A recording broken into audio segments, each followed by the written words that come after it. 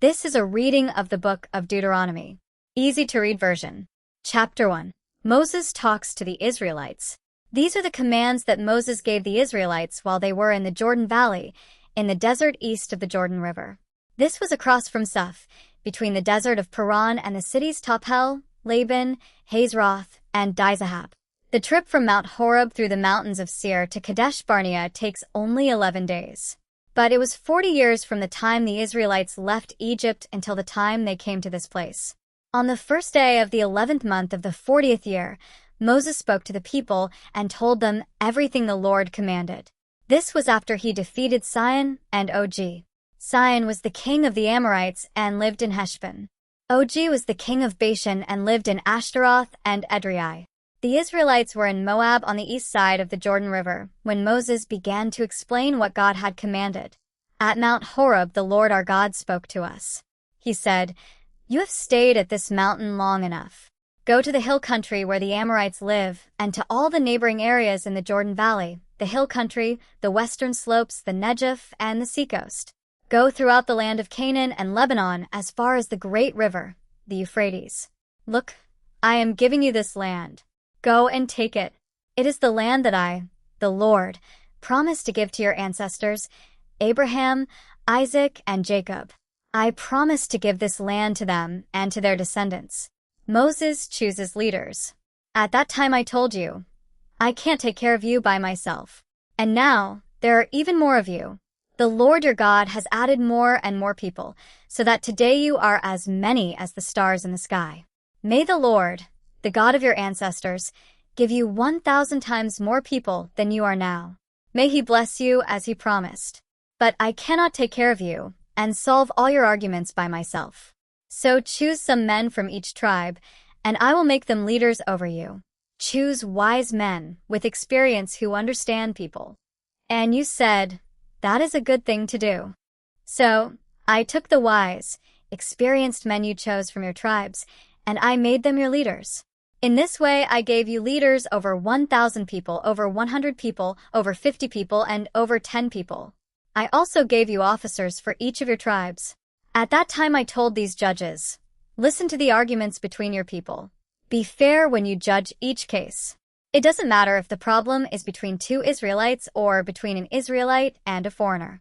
You must judge each case fairly. You must treat everyone the same when you judge. You must listen carefully to everyone, whether they are important or not. Don't be afraid of anyone, because your decision is from God. But if there is a case too hard for you to judge, bring it to me, and I will judge it." At that same time, I also told you everything you must do. The spies go to Canaan. So we obeyed the Lord our God. We left Mount Horeb and went to the hill country of the Amorites. You remember that big, terrible desert that we walked through. We came as far as Kadesh Barnea. Then I said to you, "You have now come to the hill country of the Amorites. The Lord our God will give us this country. Look, there it is. Go up and take the land for your own. The Lord, the God of your ancestors, told you to do this. So don't be afraid or worry about anything." But all of you came to me and said, "Let's send some men to look at the land first.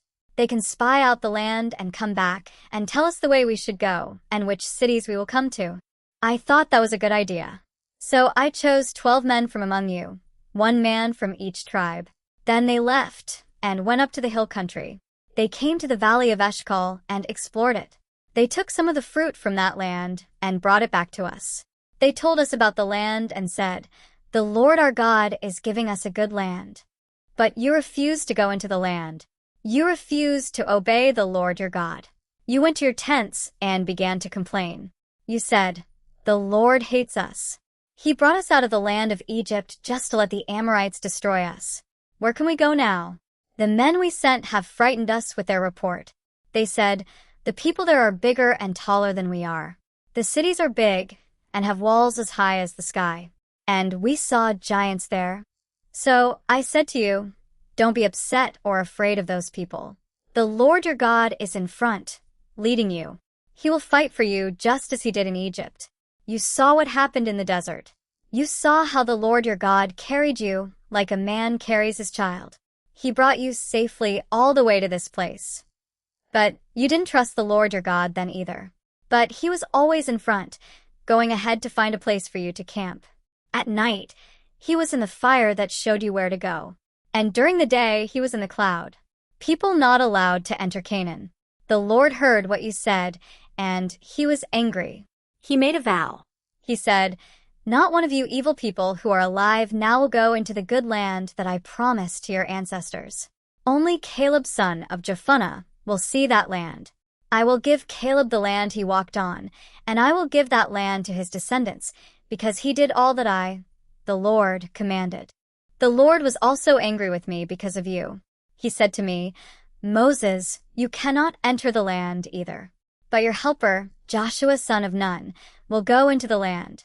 Encourage Joshua, because he will lead the Israelites to take the land for their own. You thought your little children would be taken by your enemies.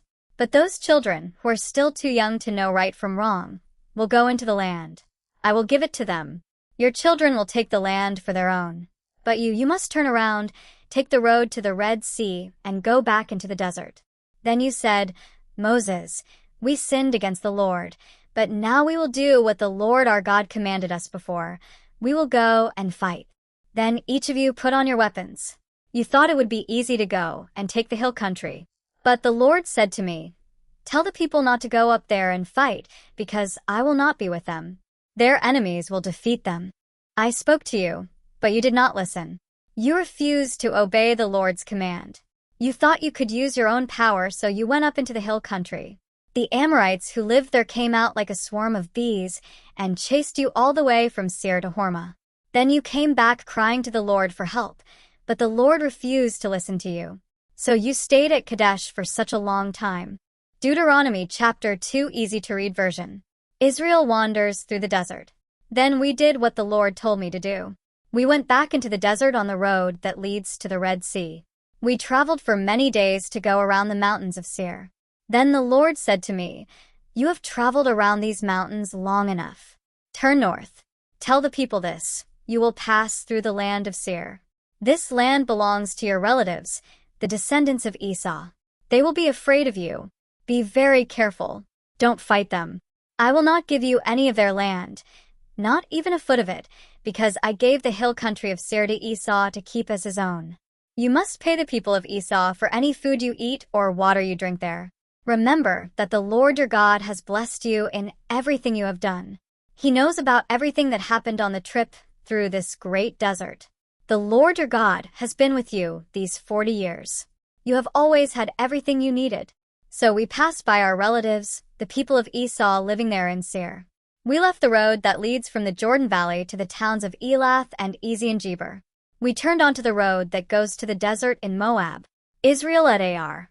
The Lord said to me, "Don't bother the Moabites. Don't start a war against them. I will not give you any of their land. They are the descendants of Lot, and I gave them the city of Ar. In the past, the Emites lived in Ar. They were strong people, and there were many of them. They were very tall like the Anakites. The Anakites were part of the Rephates. People thought the Emites were also Rephates, but the people of Moab called them Emites. The Horites also lived in Seir in the past. Then Esau's people destroyed the Horites, took their land, and settled there, just as the Israelites did to the people in the land that the Lord gave them. The Lord told me, "Now, go to the other side of Zered Valley." So we crossed Zered Valley. It was 38 years from the time we left Kadesh Barnea until the time we crossed Zered Valley. As the Lord had promised, all the fighting men in our camp from that generation had died. The Lord had opposed those men until they were all dead and gone from our camp. After all the fighting men were dead and gone, the Lord said to me, "Today you must cross the border at Ar and go into Moab. You will be just across from the Ammonites. Don't bother them or fight with them, because I will not give you their land. They are descendants of Lot, and I have given that land to them." That country is also known as the land of Rephaim. The Rephates lived there in the past. The people of Ammon called them the Zamzamites. There were many Rephates, and they were very strong and tall like the Anakites. But the Lord helped the Ammonites destroy them. The Ammonites took that land and live there now. God did the same thing for Esau's people. In the past, the Horites, lived in Seir. But Esau's people destroyed the Horites, and Esau's descendants still live there today. God did the same thing for some people from Crete. The Avites lived in the towns around Gaza, but the Cretans destroyed them, took the land, and live there now. Fighting the Amorites. The Lord told me, "Get ready to go across Arnon Valley. I will let you defeat Sihon the Amorite, the king of Heshbon. I will let you take his country. So fight against him and take his land. Today I will make all people everywhere afraid of you. They will hear the news about you, and they will be afraid and shake with fear." While we were in the desert of Kedemoth, I sent messengers to King Sihon of Heshbon. The messengers offered peace to Sihon. They said, "Let us go through your land. We will stay on the road. We will not turn off the road to the right or to the left. We will pay you in silver for any food we eat or any water we drink. We only want to march through your country. Let us go through your land until we go across the Jordan River into the land that the Lord our God is giving us." Other people have let us go through their land, the people of Esau living in Seir, and the Moabites living in Ar. But King Sihon of Heshbon would not let us pass through his country. The Lord your God had made him very stubborn and ready to fight. The Lord did this so that he could help you defeat King Sihon.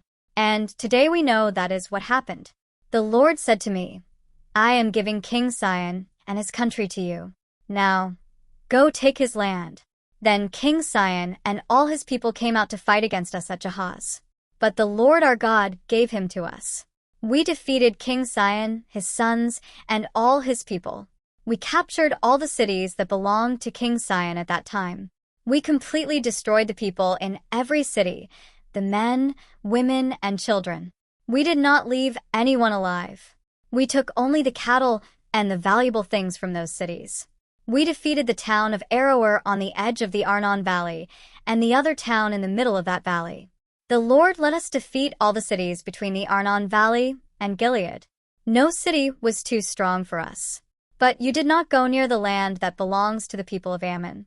You did not go near the shores of the Jabbok River or the cities of the hill country. You did not go near any place that the Lord our God would not let us have. Deuteronomy chapter 3. Easy to read version. Fighting the people of Bashan. We turned and went on the road to Bashan. King Og of Bashan and all his men came out to fight against us at Edrei.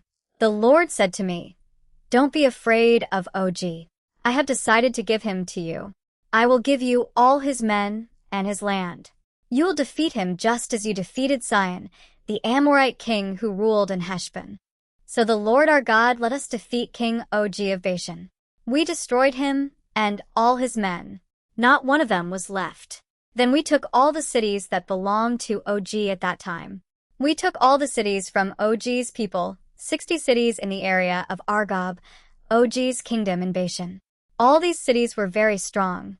They had high walls, gates, and strong bars on the gates. There were also many towns that did not have walls. We destroyed them just as we destroyed the cities of King Sihon of Heshbon. We completely destroyed every city and all the people in them, even the women and the babies. But we kept all the cattle and the valuable things from the cities for ourselves. In that way we took the land from the 2 Amorite kings. We took that land on the east side of the Jordan River from Arnon Valley to Mount Hermon. The people from Sidon call Mount Hermon Sirion, but the Amorites called it Senir. We took all the cities in the high plain and all of Gilead. We took all of Bashan, all the way to Salekah and Edrei. Salekah and Edrei were cities of Og's kingdom of Bashan. Og was the king of Bashan. He was one of the few Rephates still alive.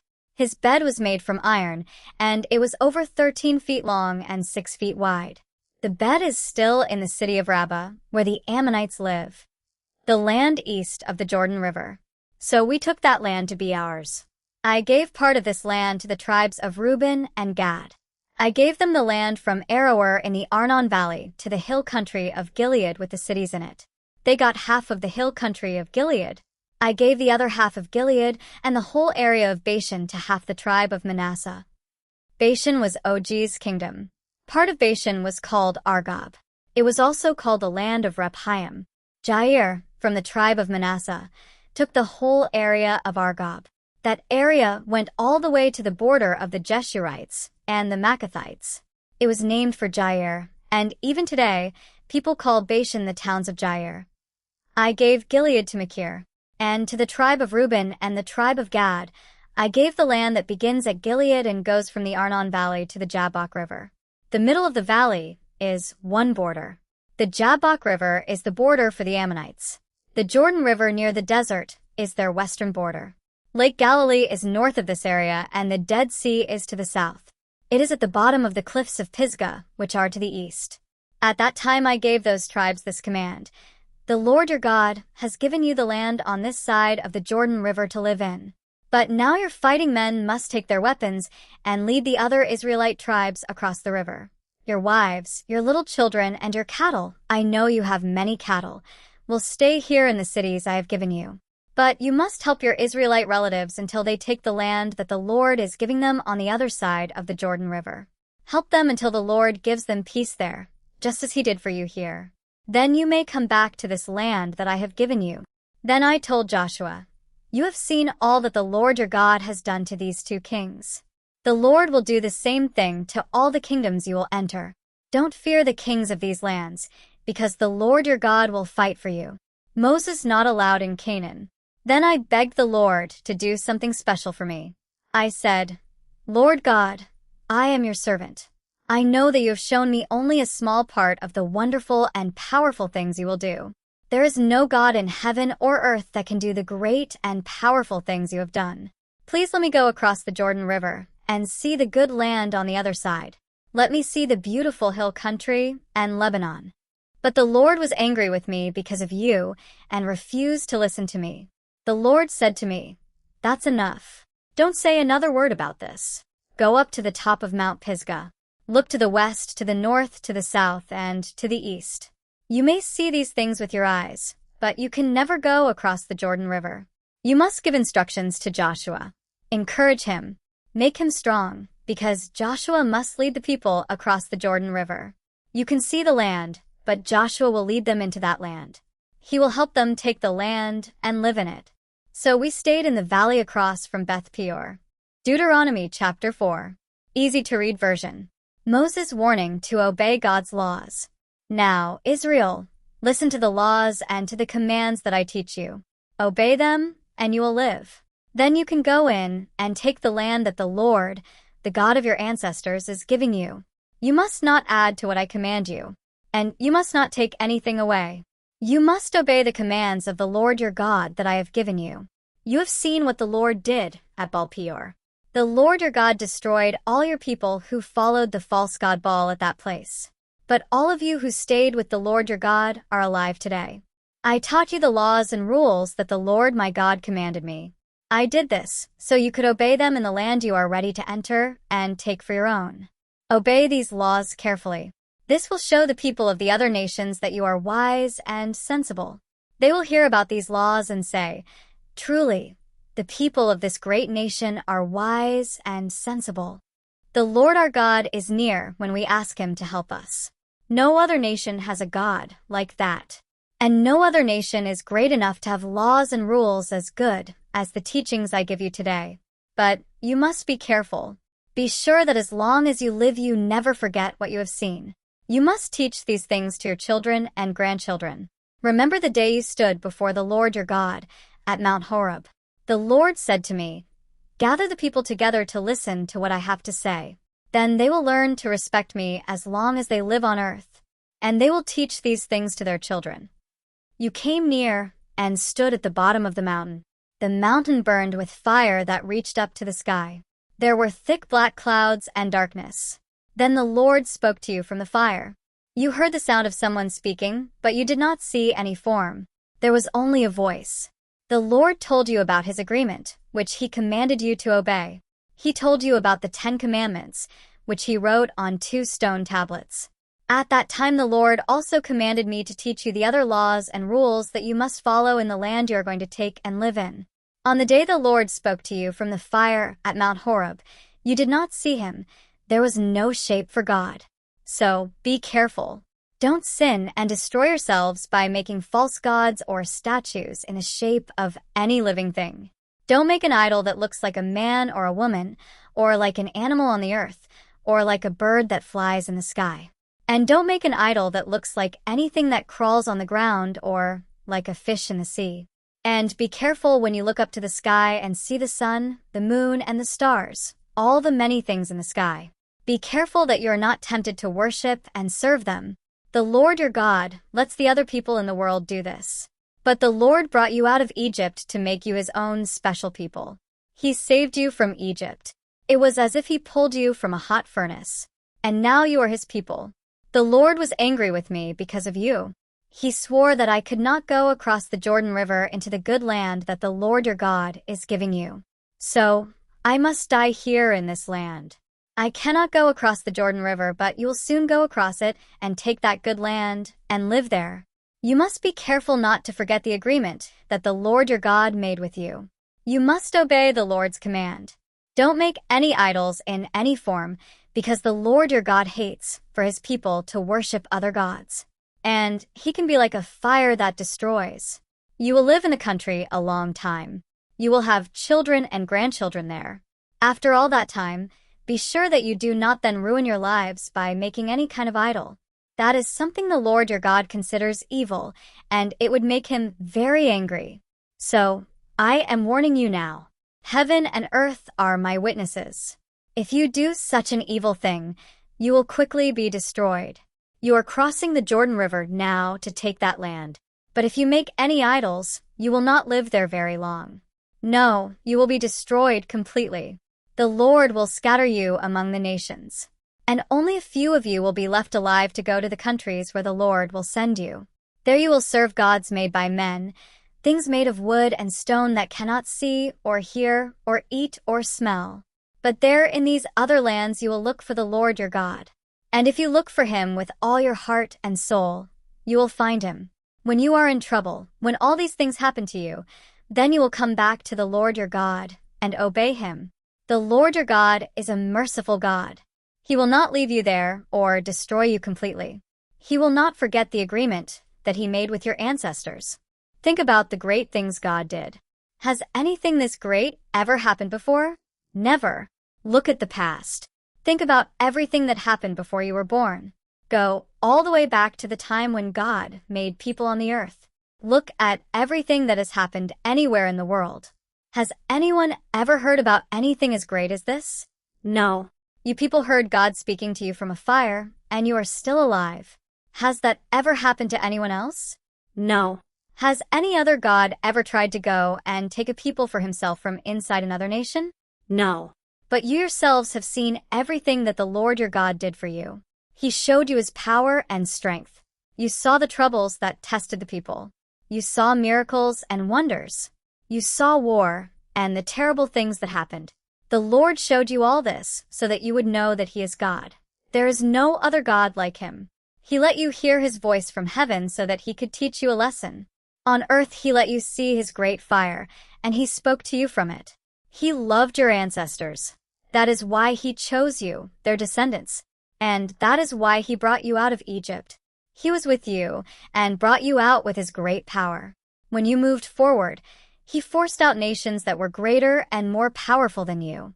And he led you into their land. He gave you their land to live in as he is still doing today. So today you must remember and accept that the Lord is God. He is God in heaven above and on the earth below. There is no other God. And you must obey his laws and commands that I give you today. Then everything will go well with you and your children who live after you. And you will live a long time in the land the Lord your God is giving you. It will be yours forever. Moses chooses the cities of safety. Then Moses chose 3 cities on the east side of the Jordan River. Any person who killed someone by accident and not out of hate could run away to one of these 3 cities and not be put to death. The 3 cities that Moses chose were Bezer in the high plains for the tribe of Reuben, Ramoth in Gilead for the tribe of Gad, and Golan in Bashan for the tribe of Manasseh. Introduction to the Law of Moses. Moses gave God's law to the Israelites. Moses gave these teachings, laws, and rules to the people after they came out of Egypt. He gave them these laws while they were on the east side of the Jordan River in the valley across from Beth Peor. They were in the land of Sion. the Amorite king who lived at Heshbon. Moses and the Israelites had defeated Sihon when they came out of Egypt. They took Sihon's land to keep. They also took the land of King Og of Bashan. These two Amorite kings lived on the east side of the Jordan River. This land goes from Aroer on the edge of the Arnon Valley all the way to Mount Sirion, that is Mount Hermon. This land also included the whole Jordan Valley on the east side of the Jordan River. To the south, this land reached to the Dead Sea. To the east, it reached to the foot of Mount Pisgah. Deuteronomy chapter 5. Easy to read version. The 10 Commandments. Moses called together all the Israelites and said to them, Israelites, listen to the laws and rules that I tell you today. Learn these laws and be sure to obey them. The Lord our God made an agreement with us at Mount Horeb. The Lord did not make this agreement with our ancestors, but with us. Yes, with all of us who are alive here today. The Lord spoke with you face to face at that mountain. He spoke to you from the fire, but you were afraid of the fire, and you did not go up the mountain. So I stood between you and the Lord to tell you what the Lord said. He said, I am the Lord your God. I am the one who freed you from Egypt, where you were slaves. You must not worship any other gods except me. You must not make any idols. Don't make any statues or pictures of anything up in the sky, or of anything on the earth, or of anything down in the water. Don't worship or serve idols of any kind, because I am the Lord your God. I hate for my people to worship other gods. People who sin against me become my enemies. And I will punish them, and their children, their grandchildren, and even their great-grandchildren. But I will be very kind to people who love me and obey my commands. I will be kind to their families for thousands of generations. You must not use the name of the Lord your God to make empty promises. If you do, the Lord will not let you go unpunished. You must keep the Sabbath a special day, like the Lord your God commanded. Work 6 days a week and do your job, but the seventh day is a day of rest in honor of the Lord your God. So on that day no one should work. Not you, your sons and daughters, foreigners living in your cities, or your men and women slaves. Not even your cattle, donkeys, and other animals should do any work. Your slaves should be able to rest just as you do. Don't forget that you were slaves in the land of Egypt. The Lord your God brought you out of Egypt with his great power and made you free. That is why the Lord your God commands you to always make the Sabbath a special day. You must honor your father and your mother. The Lord your God has commanded you to do this. If you follow this command, you will live a long time, and everything will go well for you in the land that the Lord your God gives you. You must not murder anyone. You must not commit the sin of adultery. You must not steal. You must not tell lies about other people. You must not want another man's wife. You must not want his house, his fields, his men and women servants, his cattle, or his donkeys. You must not want to take anything that belongs to another person. The people were afraid of God. Moses said, The Lord gave these commands to all of you when you were together there at the mountain. He spoke in a loud voice that came from the fire, the cloud, and the thick darkness. After he gave us these commands, he didn't say any more. He wrote his words on 2 stone tablets and gave them to me. You heard the voice from the darkness while the mountain was burning with fire. Then all the elders and the other leaders of your tribes came to me. They said, The Lord our God has shown us his glory and his greatness. We heard him speak from the fire. We have seen today that it is possible to continue living even after God speaks to us. But if we hear the Lord our God speak to us again, surely we will die. That terrible fire will destroy us. We don't want to die. No one has ever heard the living God speak from the fire like we have and still lived. Moses, you go near and hear everything the Lord our God says. Then tell us everything the Lord tells you. We will listen to you, and we will do everything you say. The Lord speaks to Moses. The Lord heard what you said and told me. I heard what the people said. And that is fine. I only wanted to change their way of thinking. I wanted them to respect me and obey all my commands from the heart. Then everything would be fine with them and with their descendants forever. Go and tell the people to go back to their tents, but you stand here near me. I will tell you all the commands, laws, and rules that you must teach them. They must do these things in the land that I am giving them to live in. So, you people must be careful to do everything the Lord commanded you. Do not stop following God. You must live the way the Lord your God commanded you. Then you will continue to live, and everything will be fine with you. You will live a long life in the land that will belong to you. Deuteronomy chapter 6. Easy to read version. Always love and obey God. These are the commands, the laws, and the rules that the Lord your God told me to teach you. Obey these laws in the land that you are entering to live in. You and your descendants must respect the Lord your God as long as you live. You must obey all his laws and commands that I give you. If you do this, you will have a long life in that new land. Israelites, listen carefully and obey these laws. Then everything will be fine with you. You will have many children, and you will get the land filled with many good things, just as the Lord, the God of your ancestors, promised. Listen, people of Israel. The Lord is our God. The Lord is the only God. You must love the Lord your God with all your heart, with all your soul, and with all your strength. Always remember these commands that I give you today. Be sure to teach them to your children. Talk about these commands when you sit in your house and when you walk on the road. Talk about them when you lie down and when you get up. Tie them on your hands and wear them on your foreheads to help you remember my teachings. Write them on the doorposts of your houses and on your gates. The Lord your God made a promise to your ancestors, Abraham, Isaac, and Jacob. He promised to give you this land, and he will give it to you. He will give you great and rich cities that you did not build. He will give you houses full of good things that you did not put there. He will give you wells that you did not dig. He will give you vineyards and olive trees that you did not plant, and you will have plenty to eat. But be careful. Don't forget the Lord. You were slaves in Egypt, but he brought you out of the land of Egypt. Respect the Lord your God and serve only him. You must use only his name to make promises. You must not follow other gods. You must not follow the gods of the people who live around you. The Lord your God is always with you, and he hates for his people to worship other gods. So if you follow those other gods, the Lord will become very angry with you. He will destroy you from the face of the earth. You must not test the Lord your God like you tested him at Massah. You must be sure to obey the commands of the Lord your God.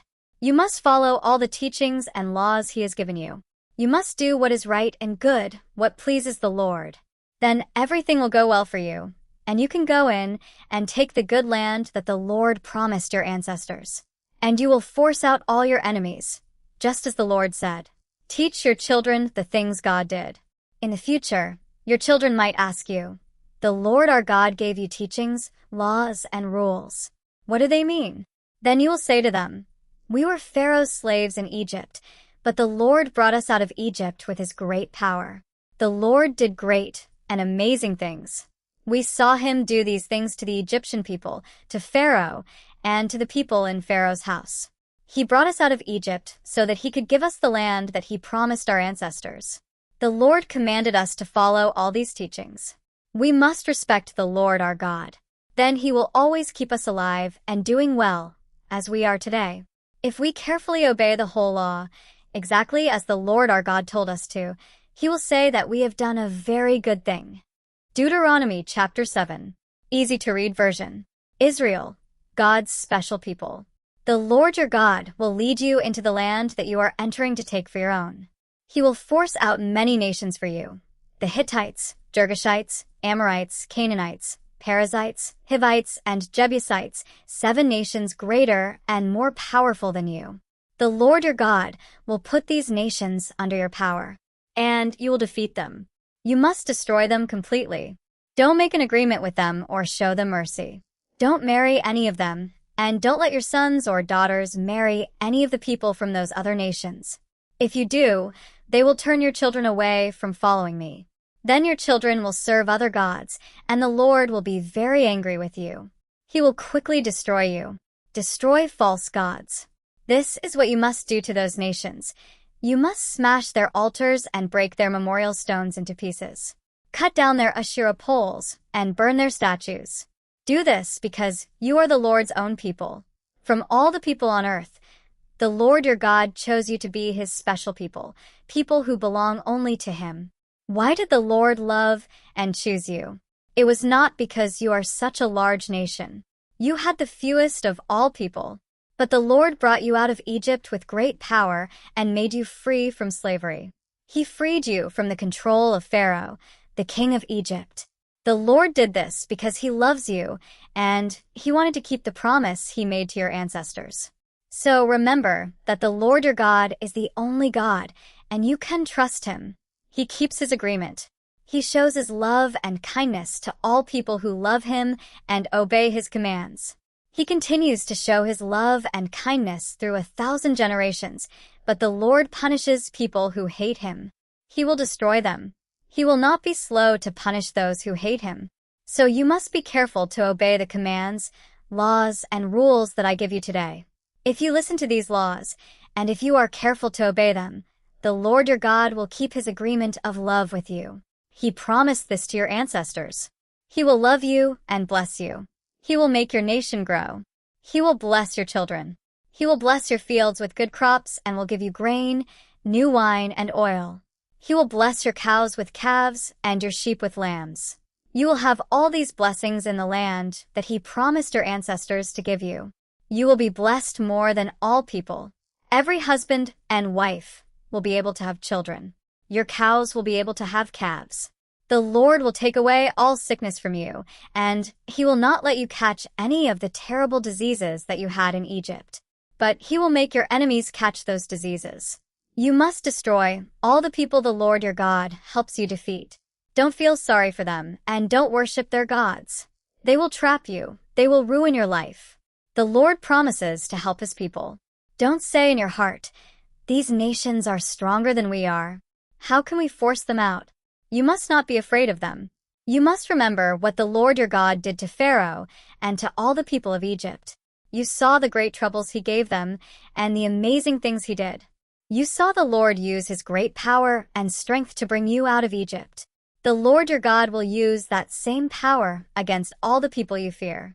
The Lord your God will send the hornet against them.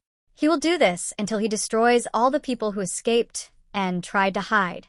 Don't be afraid of them, because the Lord your God is with you. He is a great and awesome God. The Lord your God will force those nations to leave your country little by little. You will not destroy them all at once. If you did, the wild animals would grow to be too many for you. But the Lord your God will let you defeat those nations. He will confuse them in battle until they are destroyed. He will help you defeat their kings.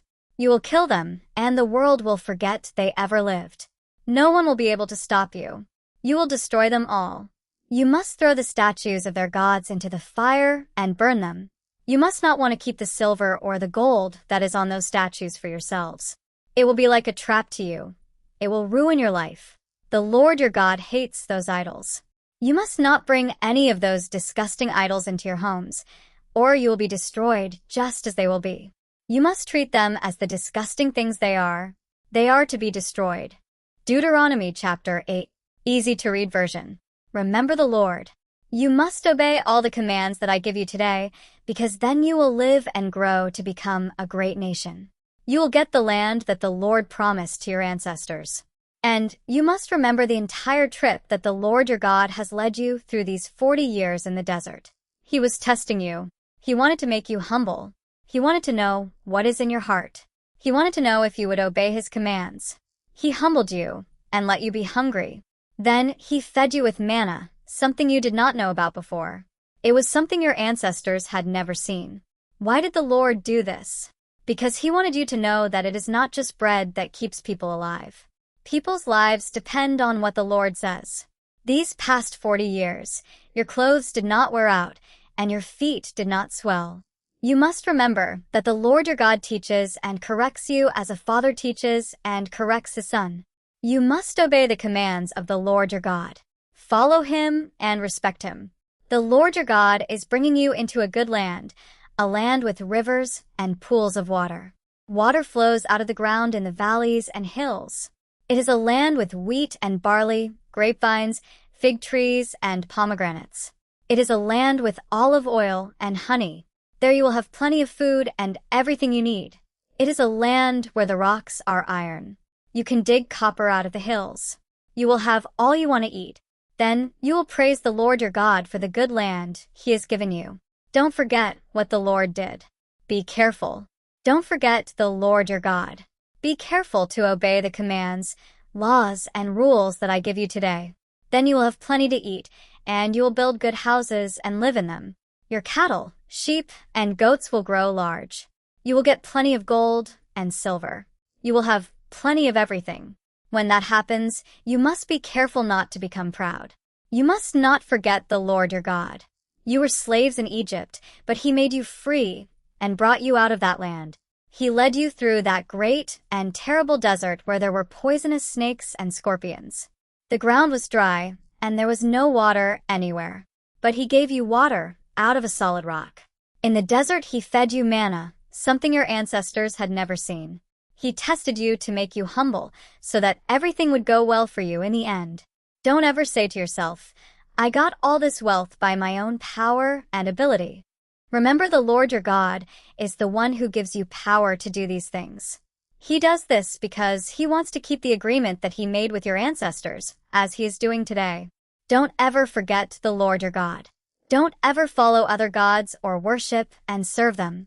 If you do that, I warn you today, you will surely be destroyed. The Lord is destroying other nations for you. But if you stop listening to the Lord your God, you'll be destroyed just like them. Deuteronomy 9. Easy to read version. The Lord will be with Israel. Listen, you Israelites. You will go across the Jordan River today. You will go into that land to force out nations greater and stronger than you. Their cities are big and have walls as high as the sky. The people there are tall and strong. They are the Anakites. You know about them. You heard our spies say, no one can win against the Anakites. But you can be sure that it is the Lord your God who goes across the river before you, and God is like a fire that destroys. He will destroy those nations and make them fall before you. You will force those nations out and quickly destroy them. The Lord has promised you that this will happen. The Lord your God will force those nations out for you. But don't say to yourselves, the Lord brought us to live in this land because we are such good people. No, the Lord forced those nations out because they were evil, not because you were good. You are going in to take their land, but not because you are good and live right. You are going in, and the Lord your God is forcing those people out because of the evil way they lived. And the Lord wants to keep the promise He made to your ancestors, Abraham, Isaac, and Jacob. The Lord your God is giving you that good land to live in, but you should know that it is not because you are good. The truth is that you are very stubborn people. Remember the Lord's anger. Remember how you made the Lord your God angry in the desert. Never forget that. From the day you left the land of Egypt to the day you came to this place, you have refused to obey the Lord. You made the Lord angry at Mount Horeb. The Lord was angry enough to destroy you. I went up the mountain to get the stone tablets. The agreement that the Lord made with you is written on those stones. I stayed on the mountain 40 days and 40 nights. I did not eat any food or drink any water. The Lord gave me the 2 stone tablets. He wrote His commands on the stones with His finger. The Lord wrote everything He said to you from the fire when you were gathered together at the mountain. So at the end of 40 days and 40 nights, the Lord gave me 2 stone tablets, the stones of the agreement. Then the Lord said to me, get up and quickly go down from here. The people you brought out of Egypt have ruined themselves. They stopped obeying my commands so quickly. They melted gold and made an idol for themselves. The Lord also said to me, I have watched these people. They are very stubborn. Let me destroy these people completely, so no one will even remember their names. Then I will make another nation from you that is stronger and greater than these people. The golden calf. Then I turned and came down from a mountain. The mountain was burning with fire, and the 2 stone tablets of the agreement were in my hands. I looked, and I saw you had sinned against the Lord your God. I saw the calf you made from melted gold. You stopped obeying the Lord so quickly. So I took the 2 stone tablets and threw them down. There before your eyes, I broke the stones into pieces. Then I bowed down before the Lord with my face to the ground for 40 days and 40 nights, as I did before. I did not eat any food or drink any water. I did this because you had sinned so badly. You did the thing that is evil to the Lord, and you made him angry. I was afraid of the Lord's terrible anger.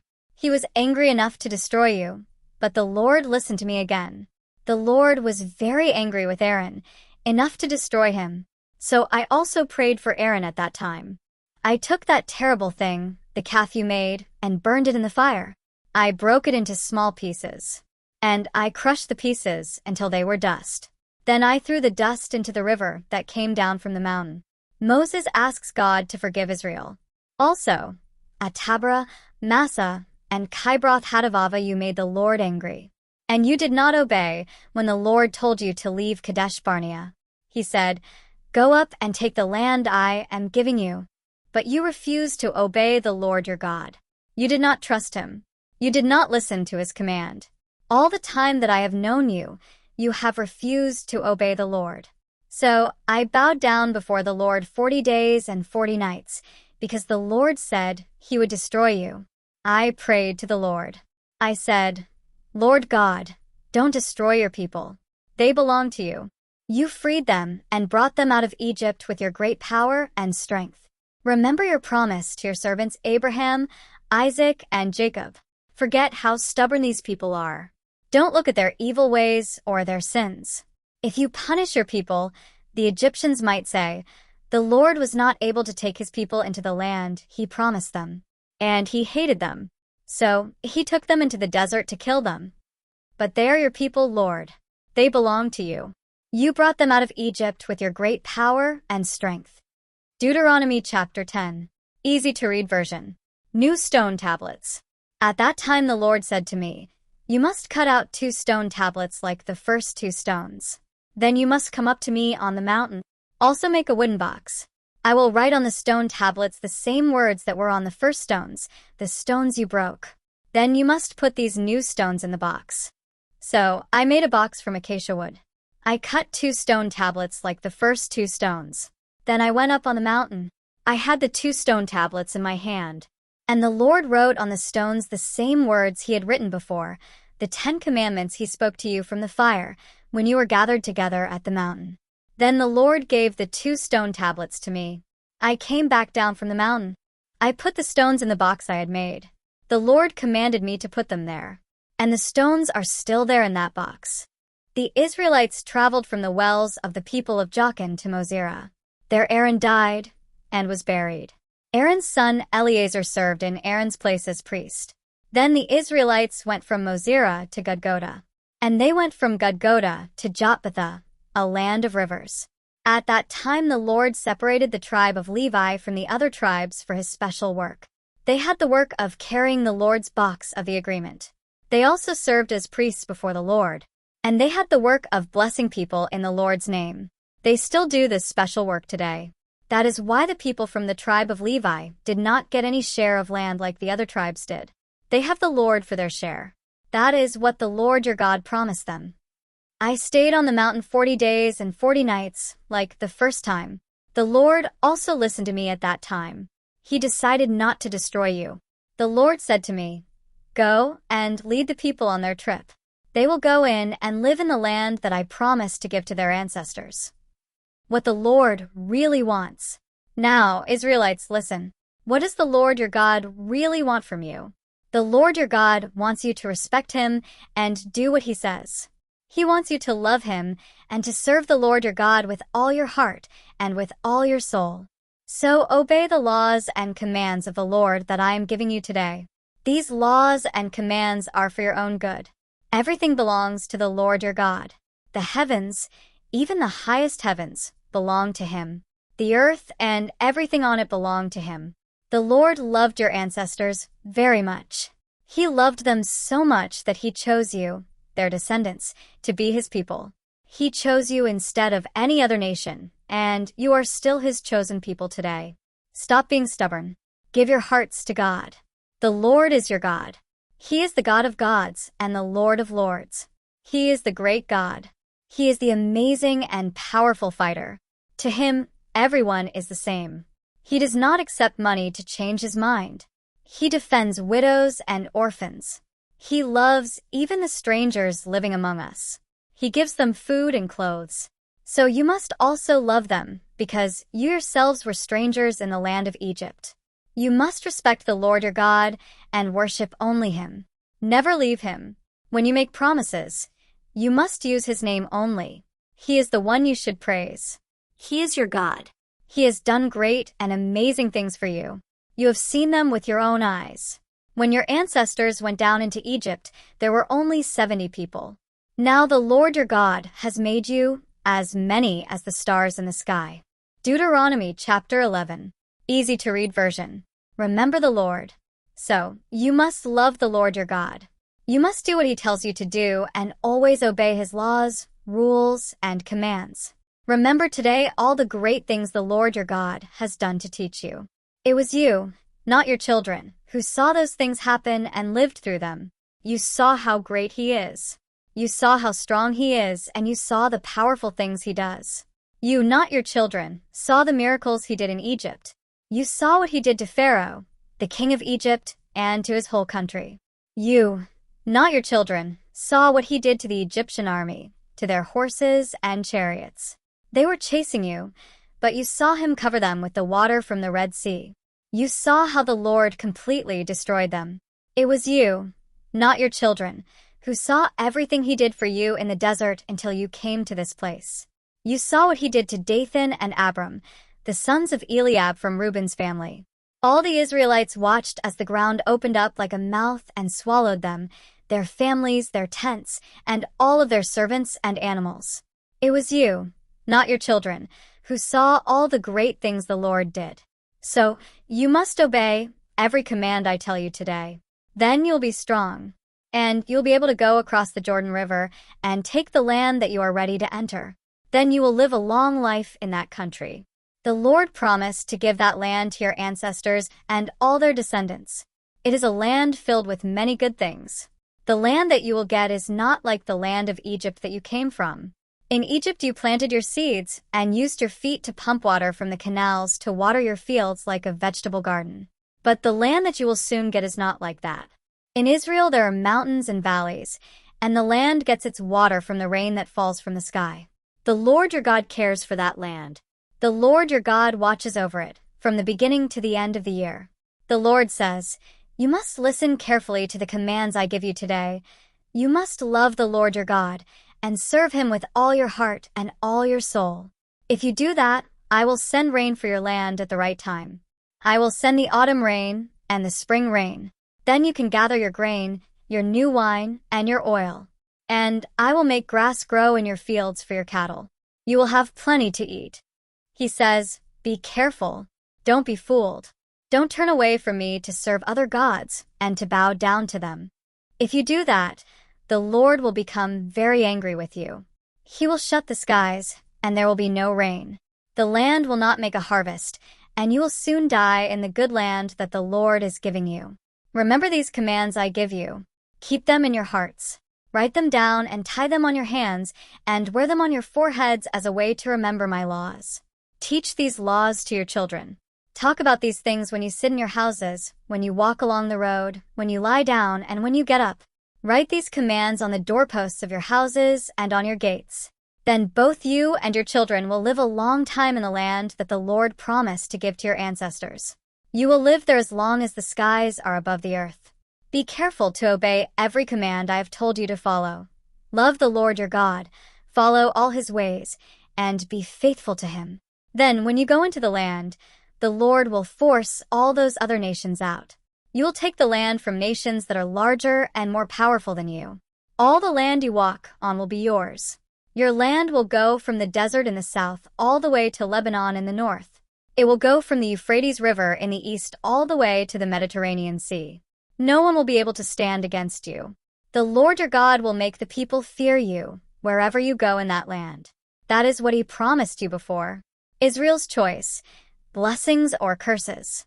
Today, I am giving you a choice. You may choose the blessing or the curse. You will get the blessing if you listen and obey the commands of the Lord your God that I have told you today. But you'll get the curse if you refuse to listen and obey the commands of the Lord your God. So don't stop living the way I command you today, and don't follow other gods that you don't know. The Lord your God will lead you to your land. You will soon go in and take that land. At that time you must go to the top of Mount Gerizim and read the blessings to the people from there. And then you must go to the top of Mount Ebal and read the curses to the people from there. These mountains are on the other side of the Jordan River in the land of the Canaanites living in the Jordan Valley. These mountains are toward the west, not far from the oak trees of More near the town of Gilgal. You will go across the Jordan River. You will take the land that the Lord your God is giving you. This land will belong to you. When you are living in this land, you must carefully obey all the laws and rules I give you today. Deuteronomy chapter 12. Easy to read version. The place for worshiping God. These are the laws and rules that you must obey in your new land. You must carefully obey them as long as you live in this land. The Lord is the God of your ancestors, and He is giving this land to you. You will take that land from the nations that live there now. You must completely destroy all the places where the people of these nations worship their gods. These places are on high mountains, on hills, and under green trees. You must smash their altars and break their memorial stones into pieces. You must burn their Asherah poles and cut down the statues of their gods. Wipe out everything that would remind you of those gods. You must not worship the Lord your God in the same way these people worship their gods. The Lord your God will choose a special place among your tribes. That will be the home for His name. You must go to that place to worship Him. There you must bring your burnt offerings, your sacrifices, 1/10 of your crops and animals, your special gifts, any gifts you promise to Him, any special gift you want to give, and the first animals born in your herds and flocks. You and your families will eat together at that place, and the Lord your God will be there with you. You will enjoy sharing the things you worked for there. You will remember that the Lord your God blessed you and gave you these good things. You must not continue to worship the way we have been worshiping. Until now, each of us has been worshiping God any way we wanted. This is because we have not yet entered the peaceful land that the Lord your God is giving you. But you will go across the Jordan River and live in the land that the Lord your God is giving you. There He will give you rest from all your enemies, and you will be safe. Then the Lord your God will choose a place that will be the home for His name. You must bring everything I command you to that place. Bring your burnt offerings, your sacrifices, 1/10 of your crops and animals, your special gifts, and any gifts that you promise to give to the Lord. Come to that place with all your people, your children, all your servants, and the Levites living in your towns. These Levites will not have a share of the land for their own. Enjoy yourselves together there with the Lord your God. Be sure you don't offer your burnt offerings in just any place you see. The Lord will choose His special place among your tribes. Offer your burnt offerings and do everything else I told you only in that place.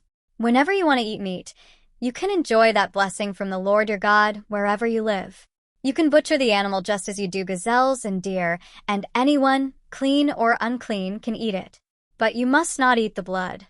You must pour the blood on the ground like water. Also, the things you are offering to God must not be eaten where you live. These include the part of your grain that belongs to God, the part of your new wine and oil that belongs to God, the first animals born in your herd or flock, any gift that you promise to God, any special gifts you want to give, or any other gifts for God. You must eat these offerings only in His presence at the special place that the Lord your God will choose. You must go there and eat together with your sons, your daughters, all your servants, and the Levites living in your towns. Enjoy yourselves there with the Lord your God. Enjoy what you have worked for. But be sure that you always share these meals with the Levites. Do this as long as you live in your land. The Lord your God promised to make your country larger. When He does this, you might live too far from the place the Lord your God chooses to be the home for His name. If it is too far and you are hungry for meat, you may eat any meat you have. You may kill any animal from the herd or flock that He has given you. Do this the way I have commanded you.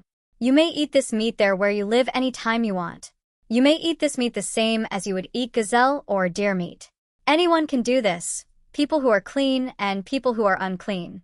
But be especially careful not to eat the blood, because the life is in the blood. You must not eat meat that still has its life in it. Don't eat the blood. Pour it out like water onto the ground. So don't eat blood. You must do what the Lord says is right, and good things will happen to you and to your descendants. If you decide to give something special to God, You must go to the special place that the Lord your God will choose. And if you make a special promise, you must go to that place to give that gift to God. You must offer your burnt offerings in that place.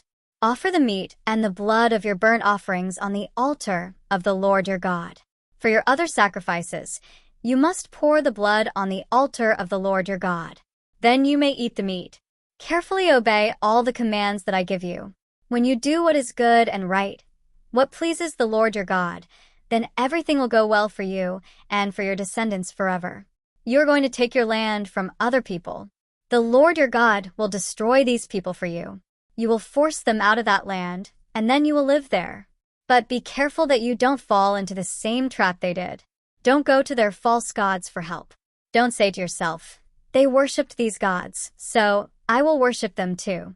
Don't do that to the Lord your God. These people do all kinds of bad things that the Lord hates. They even burn their children as sacrifices to their gods. You must be careful to do everything I command you. Don't add anything to what I tell you, and don't take anything away. Deuteronomy chapter 13. Easy to read version. Don't serve other gods. A prophet or someone who explains dreams might come to you and tell you that they will show you a sign or a miracle.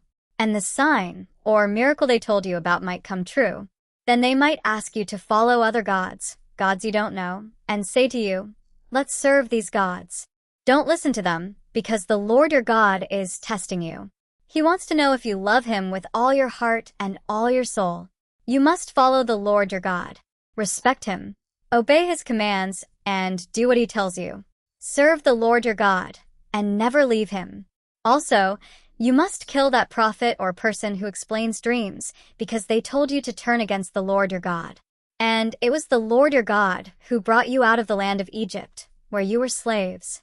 They tried to pull you away from the life he commanded you to live, so you must kill them to remove this evil from your people.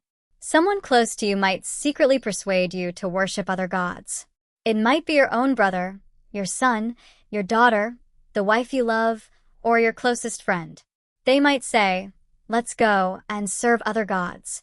These are gods that you and your ancestors never knew. They are the gods of the people who live in the other lands around you, some near and some far away. You must not agree with them. Don't listen to them or feel sorry for them. Don't let them go free or protect them. No, you must kill them with stones. You be the first one to pick up stones and throw at them. Then everyone must throw stones to kill them, because they tried to pull you away from the Lord your God. And it was the Lord who brought you out of the land of Egypt, where you were slaves. Then all the Israelites will hear about it and be afraid. And they will not do those evil things anymore. The Lord your God has given you cities to live in. Sometimes you might hear some bad news about one of these cities. You might hear that some troublemakers from your own nation are persuading the people of their city to do bad things. They might say to the people of their city, "Let's go and serve other gods." These gods would be gods that you never knew before. If you hear this kind of news, you must do all you can to learn if it is true. If you learn that it is true, if you prove that such a terrible thing really did happen, then you must kill all the people of that city and their animals too. You must destroy that city completely. You must gather up everything of value and take it to the center of the city. Burn the whole city and everything in it as a burnt offering to the Lord your God. You must turn that city into an empty pile of rocks forever, and that city must never be rebuilt. Everything in that city must be destroyed as an offering to God. So you must not keep any of the things for yourselves. If you follow this command, the Lord will stop being so angry with you. He will be kind to you. He will feel sorry for you. He will let your nation grow larger, as he promised your ancestors. This will happen if you listen to the Lord your God, if you obey all his commands that I give you today. You must do what the Lord your God says is right. Deuteronomy chapter 14. Easy to read version. Israel, God's special people. You are the children of the Lord your God. When someone dies, you must not cut yourselves or shave your heads to show your sadness. This is because you are different from other people. You belong to the Lord your God. From all the people in the world, the Lord chose you to be his own special people. Food the Israelites are allowed to eat. Don't eat anything that the Lord hates.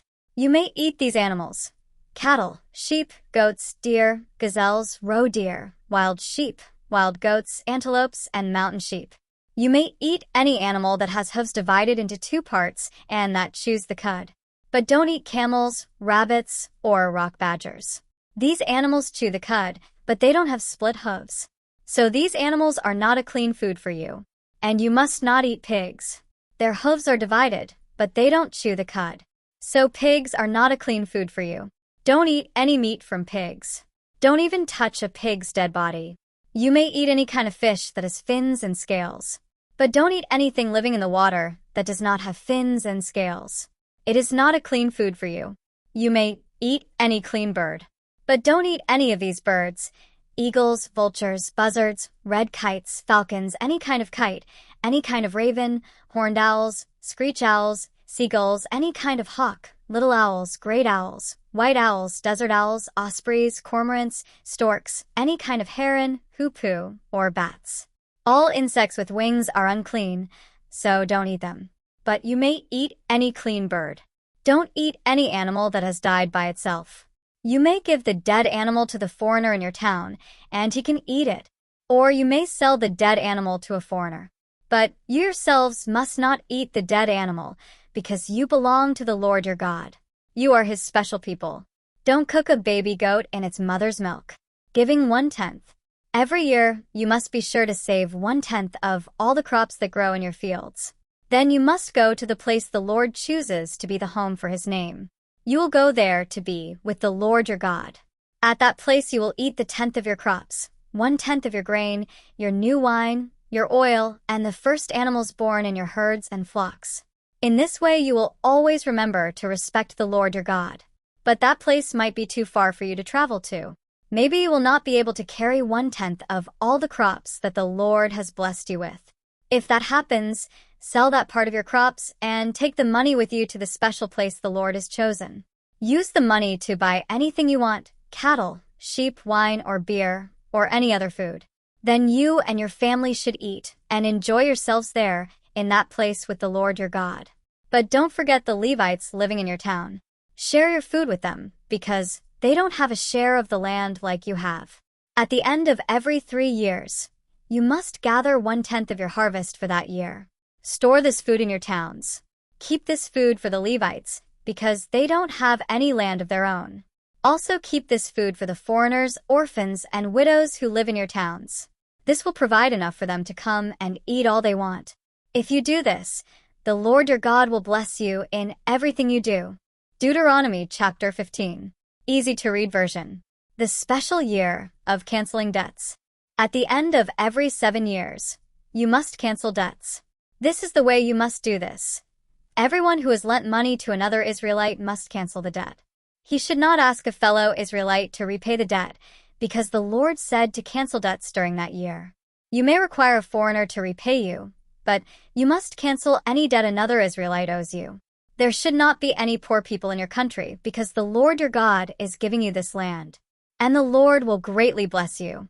But this will happen only if you obey the Lord your God. You must be careful to obey every command that I have told you today. Then the Lord your God will bless you, as he promised. And you will have enough money to make loans to many nations. But you will not need to borrow from anyone. You will rule over many nations. But none of these nations will rule over you. When you are living in the land the Lord your God is giving you, there might be some poor people living among you. You must not be selfish. You must not refuse to give help to them. You must be willing to share with them. You must lend them whatever they need. Don't ever refuse to help someone simply because the 7th year, the year for canceling debts, is near. Don't let an evil thought like that enter your mind. You must never have bad thoughts about someone who needs help. You must not refuse to help them. If you don't help the poor, they might complain to the Lord, and he will judge you guilty of sin. So be sure to give to the poor. Don't hesitate to give to them, because the Lord your God will bless you for doing this good thing. He will bless you in all your work and in everything you do. There will always be poor people in the land. That is why I command you to be ready to help your brother or sister. Give to the poor in your land who need help. Letting slaves go free. You might buy a Hebrew man or woman to serve you as a slave. You may keep that person as a slave for 6 years. But in the 7th year, you must let that person go free. But when you let your slave go free, don't send him away with nothing. You must give him some of your animals, grain, and wine. The Lord your God blessed you and gave you plenty of good things. In the same way, you must give plenty of good things to your slave. Remember, you were slaves in Egypt, and the Lord your God set you free. So that is why I am giving you this command today. But one of your slaves might say to you, I will not leave you. He might say this because he loves you and your family, and because he has a good life with you. Make this servant put his ear against your door and use a sharp tool to make a hole in his ear. This will show that he is your slave forever. You must do this even to the women slaves who want to stay with you. Don't regret letting your slave go free. Remember, he served you 6 years for half of what you would have paid a hired worker. The Lord your God will bless you in everything you do. Rules about firstborn animals. All the first male animals born in your herd and flock are special. You must give them to the Lord. Don't use any of these animals for your work, and don't cut wool from any of these sheep. Every year, you must take these animals to the place the Lord your God will choose. There with the Lord, you and your family will eat these animals. But if an animal has something wrong with it, if it is crippled or blind or has something else wrong with it, then you must not sacrifice that animal to the Lord your God. But you may eat the meat from that animal at home. Anyone may eat it, people who are clean and people who are unclean. The rules for eating this meat are the same as the rules for eating gazelles and deer. But you must not eat the blood from the animal. You must pour the blood out on the ground like water. Deuteronomy chapter 16. Easy to read version. Passover. Remember, in the month of Abib, you must celebrate Passover to honor the Lord your God. It was that night in Abib when the Lord your God brought you out of Egypt. You must go to the place the Lord your God will choose to be the home for his name. There you must offer the Passover sacrifice to honor the Lord. You must offer the cattle and goats. Don't eat bread that has yeast in it with this sacrifice. You must eat unleavened bread for 7 days. This bread is called bread of trouble. It will help you remember the troubles you had in Egypt. Remember how quickly you had to leave that country. You must remember that day as long as you live. There must be no yeast in anyone's house anywhere in the country for 7 days. And all the meat you sacrifice on the evening of the first day must be eaten before morning. You must not sacrifice the Passover animal in any of the towns that the Lord your God gives you. You must sacrifice the Passover animal only at the place that the Lord your God will choose to be the home for his name. There you must sacrifice the Passover animal in the evening when the sun goes down. This is the festival when you remember that God brought you out of Egypt. You must cook the meal and eat it at the place the Lord your God will choose. The next morning you may go back home. You must eat unleavened bread 6 days. On the 7th day, you must not do any work. On this day the people will come together for a special meeting to honor the Lord your God. Festival of Harvest. You must count 7 weeks from the time you begin to harvest the grain. Then celebrate the Festival of Harvest for the Lord your God. Do this by bringing him some special gift you want to bring. Decide how much to give by thinking about how much the Lord your God has blessed you. Go to the place the Lord will choose to be the home for his name. You and your people should enjoy yourselves together there with the Lord your God. Take all your people with you, your sons, your daughters, and all your servants. And take the Levites, foreigners, orphans, and widows living in your towns. Remember, you were slaves in Egypt, so be sure to obey these laws. Festival of Shelters. 7 days after you have gathered your harvest in from your threshing floor and from your winepress, you should celebrate the Festival of Shelters. Enjoy yourselves at this festival. You, your sons, your daughters, all your servants, and the Levites, foreigners, orphans, and widows living in your towns. Celebrate this festival for 7 days at the special place the Lord will choose. Do this to honor the Lord your God. The Lord your God blessed your harvest and all the work you did, so be very happy. 3 times a year all your men must come to meet with the Lord your God at the special place he will choose. They must come for the Festival of Unleavened Bread, the Festival of Harvest, and the Festival of Shelters. Everyone who comes to meet with the Lord must bring a gift. Each man should give as much as he can. He should decide how much to give by thinking about how much the Lord has given him. Judges and officers for the people. Choose men to be judges and officers in every town that the Lord your God gives you. Every tribe must do this. And these men must be fair in judging the people. You must always be fair. You must not favor some people over other people. You must not take money to change your mind in judgment. Money blinds the eyes of wise people and changes what a good person will say. Goodness and fairness. You must try very hard to be good and fair all the time. Then you will live and keep the land that the Lord your God is giving you. God hates idols. When you set up an altar for the Lord your God, you must not place beside the altar any of the wooden poles that honor the goddess Asherah. You must not set up special stones for worshiping false gods. The Lord your God hates them. Deuteronomy 17. Easy to read version. Use only good animals for sacrifices. You must not sacrifice to the Lord your God an ox or sheep that has anything wrong with it. The Lord your God would hate that. Punishment for worshiping idols. You might hear about an evil thing that happens in one of the cities that the Lord your God is giving you. You might hear that a man or a woman in your group has sinned against the Lord your God. You might hear that they have broken his agreement or that they have worshipped other gods or maybe the sun, the moon, or the stars. I never told you to do that.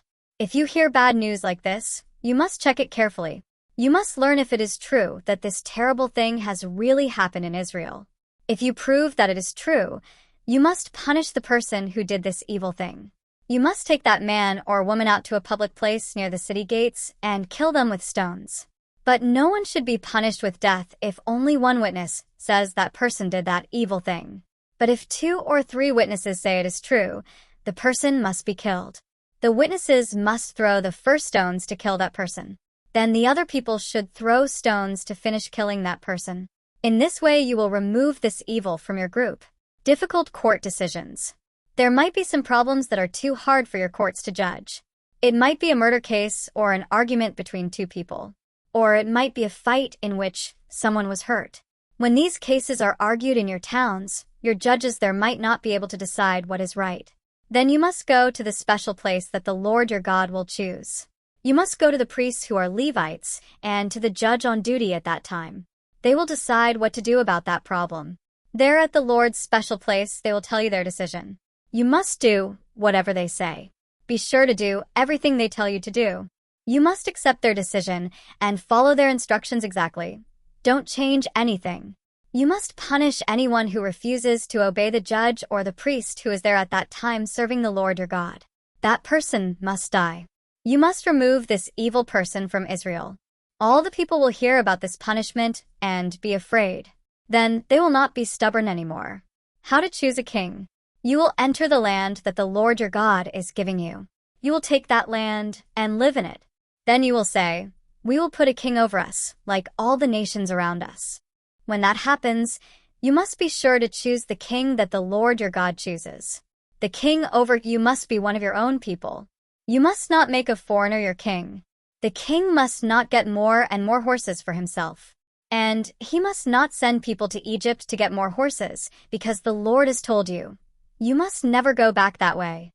Also, the king must not have too many wives, because that will make him turn away from the Lord. And he must not make himself rich with silver and gold. When the king begins to rule, he must write a copy of the law for himself in a book. He must make that copy from the books that the priests from the tribe of Levi keep. He must keep that book with him and read from it all his life, because he must learn to respect the Lord his God. He must learn to completely obey everything the law commands. Then the king will not think that he is better than any of his own people. He will not turn away from the law, but he will follow it exactly.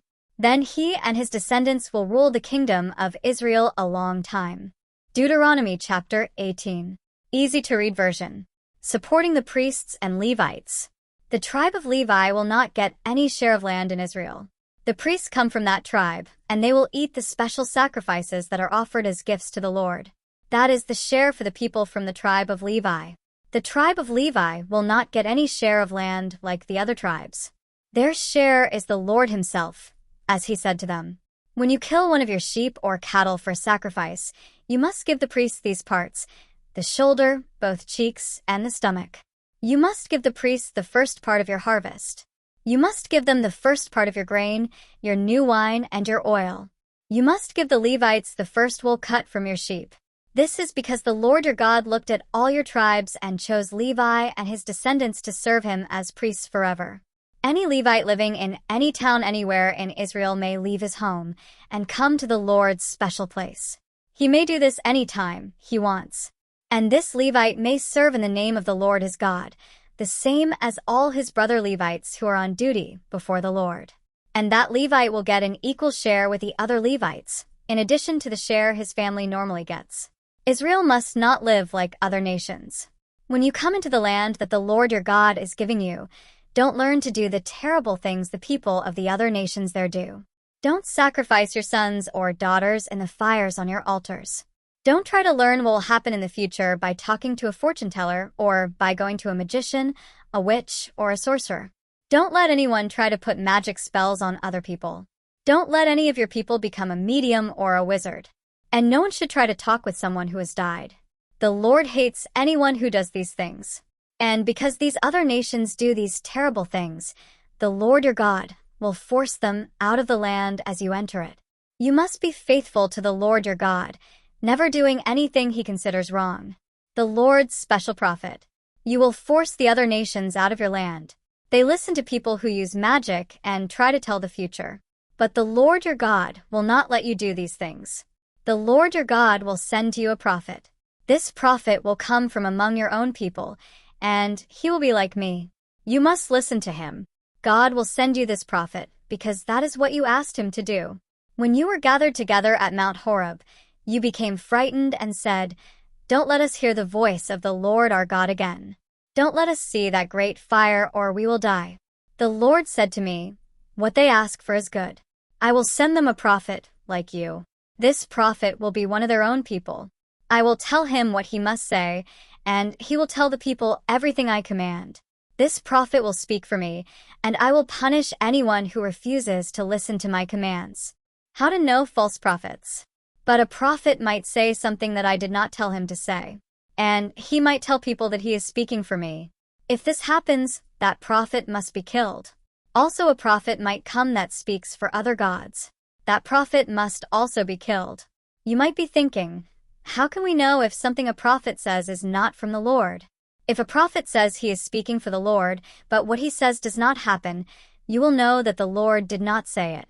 You will know that this prophet was speaking his own ideas. You don't need to be afraid of him. Deuteronomy 19. Easy to read version. Cities of safety. The Lord your God is giving you land that belongs to other nations. The Lord your God will destroy those nations. You will live where these people lived. You will take their cities and their houses. When that happens, you must divide the land that the Lord your God is giving you. Divide it into 3 parts and choose a city in the middle of each part that can be a place of safety. You must also build good roads to these cities. Then whoever kills another person may run to the closest city of safety. This is the rule for someone who kills another person and runs to one of these 3 cities for safety. It must be someone who killed another person accidentally, not out of hatred. Here is an example. A man goes into the forest with another person to cut wood. The man swings his axe to cut down a tree, but the head of the axe separates from the handle. The axe head hits the other person and kills him. The man who swung the axe may then run to one of these 3 cities and be safe. But if the city is too far away, he might not be able to run there fast enough. A close relative of the person he killed might run after him and catch him before he reaches the city. The relative might kill the man in anger, even though he did not deserve to die because he did not mean to harm anyone. That is why I commanded you to choose 3 special cities. The Lord your God promised your fathers that he would make your land larger. He will give you all the land that he promised to give to your ancestors. He will do this if you completely obey his commands that I give you today, if you love the Lord your God, and always live the way he wants. Then when he gives you more land, you should choose 3 more cities for safety. They should be added to the first 3 cities. Then innocent people will not be killed in the land that the Lord your God is giving you. And you will not be guilty for any such deaths. But suppose there is a man who hates his neighbor. That man might hide and wait to kill the person he hates. If he kills that person and runs to one of these cities of safety, The elders in his hometown must send someone to get him and take him away from the city of safety. These leaders must hand him over to the close relative. He is a murderer, and he must die. Don't feel sorry for him. He is guilty of killing an innocent person, and you must remove that guilt from Israel. Then everything will go well for you. Property lines. You must not move the stones that mark your neighbor's property. People put them there in the past to mark each person's property. These stones mark the land that the Lord your God gave you. Witnesses. If someone is accused of doing something against the law, one witness is not enough to prove that the person is guilty. There must be 2 or 3 witnesses to prove that the person really did wrong. A witness might try to hurt another person by lying and saying that this person did wrong. If that happens, both of them must go to the Lord's special house and be judged by the priests and judges who are on duty at that time. When the judges carefully ask their questions, they might find that the witness lied against the other person. If the witnesses tell lies, you must punish them with the same punishment the other person would have received. In this way, you will remove this evil from your group. Other people will hear about this and be afraid, and people will not do evil things like that again. Don't feel sorry about punishing someone who does wrong. If a life is taken, a life must be paid for it. The rule is an eye for an eye, a tooth for a tooth, a hand for a hand, a foot for a foot. The punishment must equal the crime. Deuteronomy chapter 20. Easy to read version. Rules for war.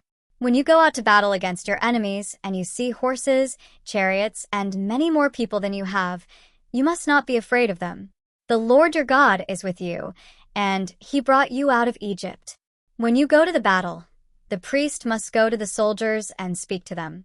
The priest will say, "Men of Israel, listen to me. Today you are going against your enemies in battle. Don't lose your courage. Don't be troubled or upset. Don't be afraid of the enemy. The Lord your God is going with you to help you fight against your enemies. He will help you win." The Levite officials will say to the soldiers, "Is there any man here who has built a new house but has not yet dedicated it? That man should go back home. He might be killed in the battle, and then another person will dedicate that man's house. Is there any man here who has planted a vineyard but has not yet gathered any of the grapes? That man should go back home. If that man dies in the battle, someone else will enjoy the fruit from his field. Is there any man here who is engaged to be married? That man should go back home. If he dies in the battle, another man will marry the woman he is engaged to." These Levite officials must also say to the people, "Is there any man here who has lost his courage and is afraid? He should go back home. Then he will not cause the other soldiers to lose their courage too." Then, after the officers have finished speaking to the army, they must choose captains to lead the soldiers. When you go to attack a city, you must first offer peace to the people there. If they accept your offer and open their gates, all the people in that city will become your slaves and be forced to work for you. But if the city refuses to make peace with you and fights against you, you should surround the city. And when the Lord your God lets you take the city, you must kill all the men in it. But you may take for yourselves the women, the children, the cattle, and everything else in the city. You may use all these things. The Lord your God has given these things to you. That is what you must do to all the cities that are very far from you, the cities that are not in the land where you will live. But when you take cities in the land that the Lord your God is giving you, you must kill everyone. You must completely destroy all the people, the Hittites, Amorites, Canaanites, Perizzites, Hivites, and Jebusites. The Lord your God has commanded you to do this. So then they will not be able to teach you to sin against the Lord your God or to do any of the terrible things they do when they worship their gods. When you are making war against a city, you might surround that city for a long time. You must not cut down the fruit trees around that city. You may eat the fruit from these trees, but you must not cut them down. These trees are not the enemy, so don't make war against them. But you may cut down the trees that you know are not fruit trees. You may use these trees to build weapons for making war against that city. You may use them until the city falls. Deuteronomy chapter 21. Easy to read version. If someone is found murdered in the land that the Lord your God is giving you, you might find a dead body in a field, but no one knows who killed that person. Your leaders and judges must come out and measure the distance to the towns around the dead body. When you learn which town is nearest to the dead body, the leaders of that town must take a cow from their herds. It must be a cow that never had a calf and that has never been used for work. The leaders of that town must then bring the cow down to a valley with running water. It must be a valley that has never been plowed or had anything planted in it. Then the leaders must break the cow's neck there in that valley. The priests, the descendants of Levi, must also go there. The Lord your God has chosen these priests to serve him and to bless people in the name of the Lord. The priests will decide who is right in every lawsuit and whenever someone is hurt. All the leaders of the town nearest the dead body must wash their hands over the cow that had its neck broken in the valley. These leaders must say, "We did not kill this person, and we did not see it happen. Lord, you saved your people Israel. Now make us pure. Don't blame us for killing an innocent person." In this way, these men will not be blamed for killing an innocent person. In this way, you will remove that guilt from your group by doing what the Lord said. Women captured in war. You might fight against your enemies, and the Lord your God might let you defeat them and take them as captives. You might see a beautiful woman among the captives who you want to be your wife. You must then bring her into your house where she will shave her head and cut her nails. She must change her clothes and take off the clothes she was wearing when she was captured in war. She will stay in your house and be sad about losing her father and her mother for a full month. After that, you may go to her to be her husband, and she will be your wife. If you are not pleased with her and choose to divorce her, set her free. You cannot sell her. You had sexual relations with her, so you must not treat her like a slave. The oldest son. A man might have 2 wives. He might love one wife more than the other. Both wives might have children for him, but the firstborn son might be from the wife he does not love. When the man divides his property among his children, he cannot give the rights of the firstborn to the son of his favorite wife. The man must accept the firstborn son from the wife he does not love. The man must give that son a double share of everything he owns because that son is his first child. The right of the firstborn belongs to that son. Children who refuse to obey. A man might have a son who is stubborn and refuses to obey. This son does not obey his father or mother. They punish the son, but he still refuses to listen to them. His father and mother must then take him to the leaders of the town at the town meeting place. They must say to the leaders of the town, "Our son is stubborn and refuses to obey. He does not do anything we tell him to do. He eats and he drinks too much." Then the men in the town must kill the son with stones. By doing this, you will remove this evil from your group. Everyone in Israel will hear about this and be afraid. Criminals killed and hanged on a tree. A man might be guilty of a sin that must be punished by death. People might kill him and hang his body on a tree. You must not let that body stay on the tree overnight. You must be sure to bury this man on the same day, because the one who hangs on a tree is cursed by God, and you must not let the land that the Lord your God is giving you become unclean. Deuteronomy chapter 22. Easy to read version. Other laws. If you see that your neighbor's ox or sheep is loose, you must not ignore it. Be sure to take it back to its owner. If the owner does not live near you, or if you don't know who it belongs to, take the ox or sheep to your house. Keep it there until the owner comes looking for it, then give it back. You must do the same thing when you find anything that your neighbor might have lost. Don't try selling it to your neighbor, you must give it back. If your neighbor's donkey or ox has fallen down on the road, you must not ignore it. You must help your neighbor lift it up again. A woman must not wear men's clothes, and a man must not wear women's clothes. That is disgusting to the Lord your God. You might be walking along a path and find a bird's nest in a tree or on the ground. If the mother bird is sitting with her baby birds or on the eggs, you must not take the mother bird with the babies. You may take the babies for yourself, but you must let the mother go. If you obey these laws, things will go well for you, and you will live a long time. When you build a new house, you must build a wall around your roof. Then you will not be guilty for the death of a person who falls from the house. Things that must not be put together. You must not plant seeds of grain in the same fields as your grapevines. Why? Because then they become useless, both the grapes and the grain produced by the seeds you planted. You must not plow with an ox and a donkey together. You must not wear clothes made by weaving together wool and linen. Tie several pieces of thread together. Then put these tassels on the 4 corners of the robes you wear. Marriage laws. A man might marry a woman and have sexual relations with her. Then he might decide that he does not like her. He might accuse her of doing wrong and say, "I married this woman, but when we had sexual relations, I found she was not a virgin." By saying this against her, people might think bad things about her. If this happens, the girl's father and mother must bring the proof that the girl was a virgin to the town elders at the meeting place of the town. The girl's father must say to the leaders, "I gave my daughter to this man to be his wife, but now he does not want her. This man accused my daughter of doing wrong and said, 'I did not find the proof that your daughter is a virgin. But here's the proof that my daughter was a virgin.' Then they should show the cloth to the town leaders. Then the leaders of that town must take that man and punish him. They must fine him 40 ounces of silver. They will give the money to the girl's father because her husband brought shame to an Israelite girl. And the girl will continue to be the man's wife. He cannot divorce her for the rest of his life. But what the husband said about his wife might be true. The wife's parents might not have the proof that she was a virgin. If this happens, the town leaders must bring the girl to the door of her father's house. Then the men of the town must kill her with stones, because she has done a shameful thing in Israel. She has acted like a prostitute in her father's house. You must remove this evil from your group. Sexual sins. If a man is found having sexual relations with another man's wife, both of them must die, the woman and the man who had sexual relations with her. You must remove this evil from Israel.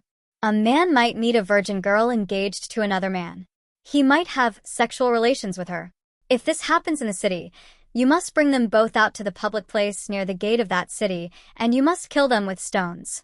You must kill the man because he used another man's wife for sexual sin. And you must kill the girl because she was in the city but did not call for help.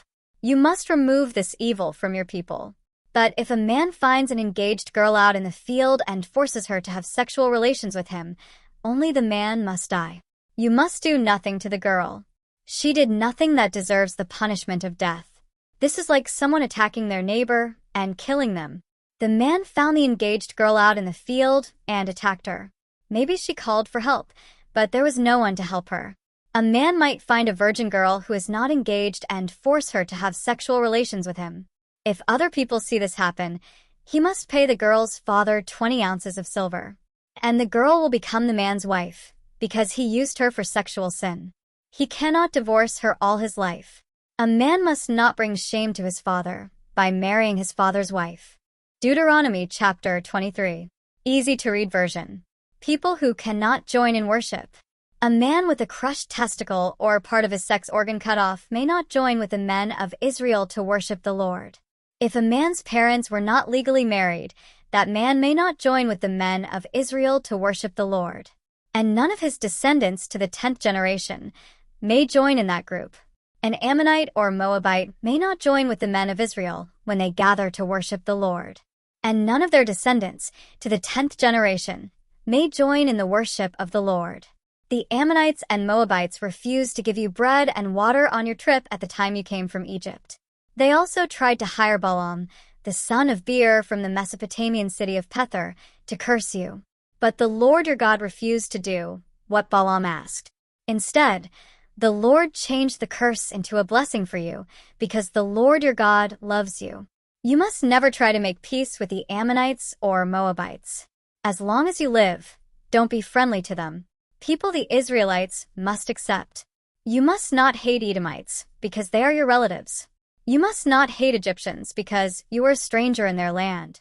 The children of the 3rd generation born to the Edomites and Egyptians may join with the people of Israel to worship the Lord. Keeping the army camp clean.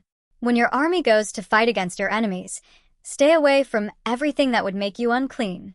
If there is any man who is unclean because he had a flow of semen during the night, he must go out of the camp. He must stay away from the camp.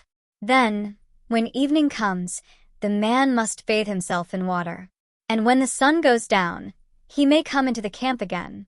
You also must have a place outside the camp where people can go to relieve themselves. Among your weapons, you must also carry a stick to dig with. Then, when you relieve yourself, you must dig a hole and cover it up. This is because the Lord your God is there with you in your camp to save you and to help you defeat your enemies. So the camp must be holy. Then he will not see something disgusting and leave you. Other laws. If slaves run away and come to you, don't force them to go back to their masters. Runaway slaves may live with you wherever they like in whatever city they choose. You must not trouble them. An Israelite man or woman must never become a temple prostitute. The money earned by a prostitute, either a male or female, must not be brought to the special house of the Lord your God. That money cannot be used to pay for a gift that was promised to the Lord your God, because that kind of sin is disgusting to him. When you loan something to another Israelite, you must not charge interest. Don't charge interest on money, on food, or on anything that may earn interest. You may charge interest to a foreigner, but you must not charge interest to another Israelite. If you follow these rules, the Lord your God will bless you in everything you do in the land where you are going to live. When you make a promise to the Lord your God, don't be slow to pay everything you promised. The Lord your God will demand that you pay it. You will sin if you don't pay what you promised. If you don't make a promise, you are not sinning, but you must do what you say you will do. If you choose to make a promise to the Lord your God, you must do what you promised. When you go through another person's vineyard, you may eat as many grapes as you want, but you cannot put any of the grapes in your basket. When you go through another person's field of grain, you may eat all the grain you can pick with your hands, but you cannot use a sickle to cut that person's grain and take it with you. Deuteronomy chapter 24. Easy to read version. A man might marry a woman and then find some secret thing about her that he does not like. If that man is not pleased with her, he must write the divorce papers and give them to her. Then he must send her from his house. When she has left his house, she may go and become another man's wife. But suppose the new husband also does not like her and sends her away. If that man divorces her, the first husband may not take her again to be his wife. Or if the new husband dies, her first husband may not take her again to be his wife. She has become unclean to him. If he married her again, he would be doing something the Lord hates. You must not sin like this in the land that the Lord your God is giving you. When a man is newly married, he must not be sent into the army, and he must not be given any other special work. For 1 year, he must be free to stay home and make his new wife happy. When you lend someone something, you must not take as security any part of the stones used to grind flour. That would be the same as taking away their food. Someone might kidnap another Israelite, one of their own people, and that kidnapper might sell that person as a slave. If that happens, that kidnapper must be killed. You must remove this evil from your group. When you have a very bad skin disease, be very careful to follow everything the Levite priests teach you. You must follow carefully what I told the priests to do. Remember what the Lord your God did to Miriam on your trip out of Egypt. When you give someone any kind of loan, you must not go into their house to get security. You must stand outside. Then the person who you gave the loan to will bring out the security to you. If he is a poor man, then he might give the clothes that keep him warm. You must not keep that security overnight. You must give his security back to him every evening. Then he will have clothes to sleep in. He will bless you, and the Lord your God will accept this as living right and doing good. You must not cheat a hired servant who is poor and needy. It does not matter if he is an Israelite or if he is a foreigner living in one of your cities. Give him his pay every day before sunset, because he is poor and depends on the money. If you don't pay him, he will complain against you to the Lord, and you will be guilty of sin. Parents must not be put to death for something their children did, and children must not be put to death for something their parents did. People should be put to death only for a bad thing that they themselves did. You must make sure that foreigners and orphans are treated fairly, and you must never take clothes from a widow as security.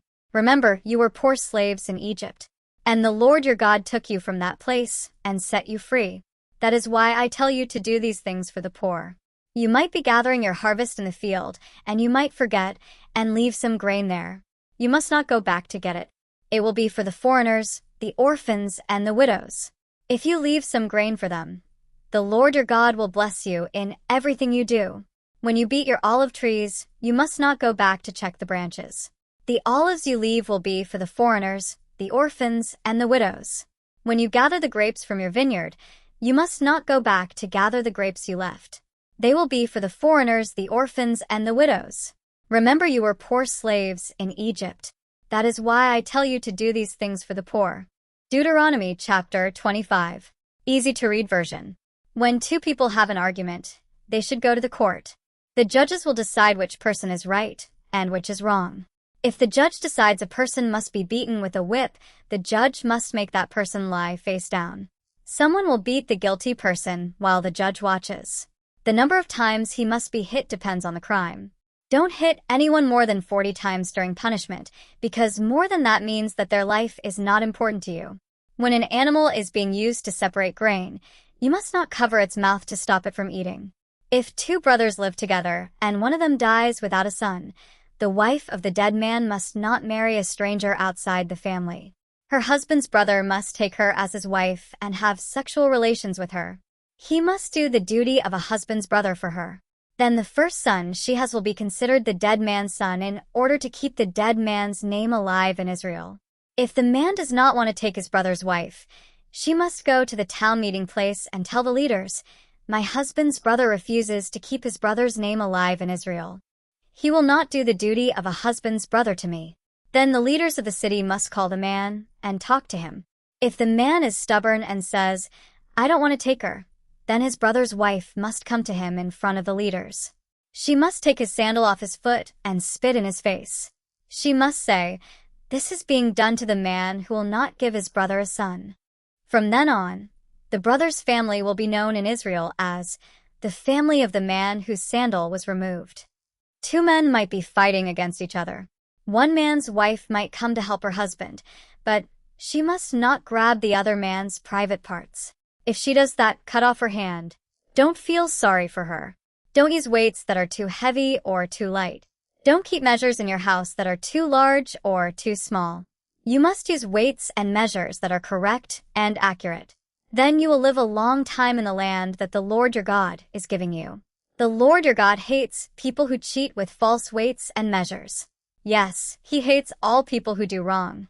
The Amalekites must be destroyed. Remember what the Amalekites did to you when you were coming from Egypt. The Amalekites did not respect God.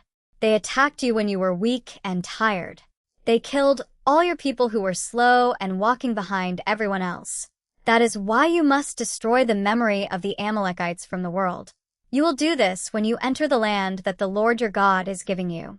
There he will give you rest from all the enemies around you. But do not forget to destroy the Amalekites. Deuteronomy chapter 26. Easy to read version. The first harvest. You will soon enter the land that the Lord your God is giving you. You will take that land and live there. You will gather the crops that grow in the land the Lord your God is giving you.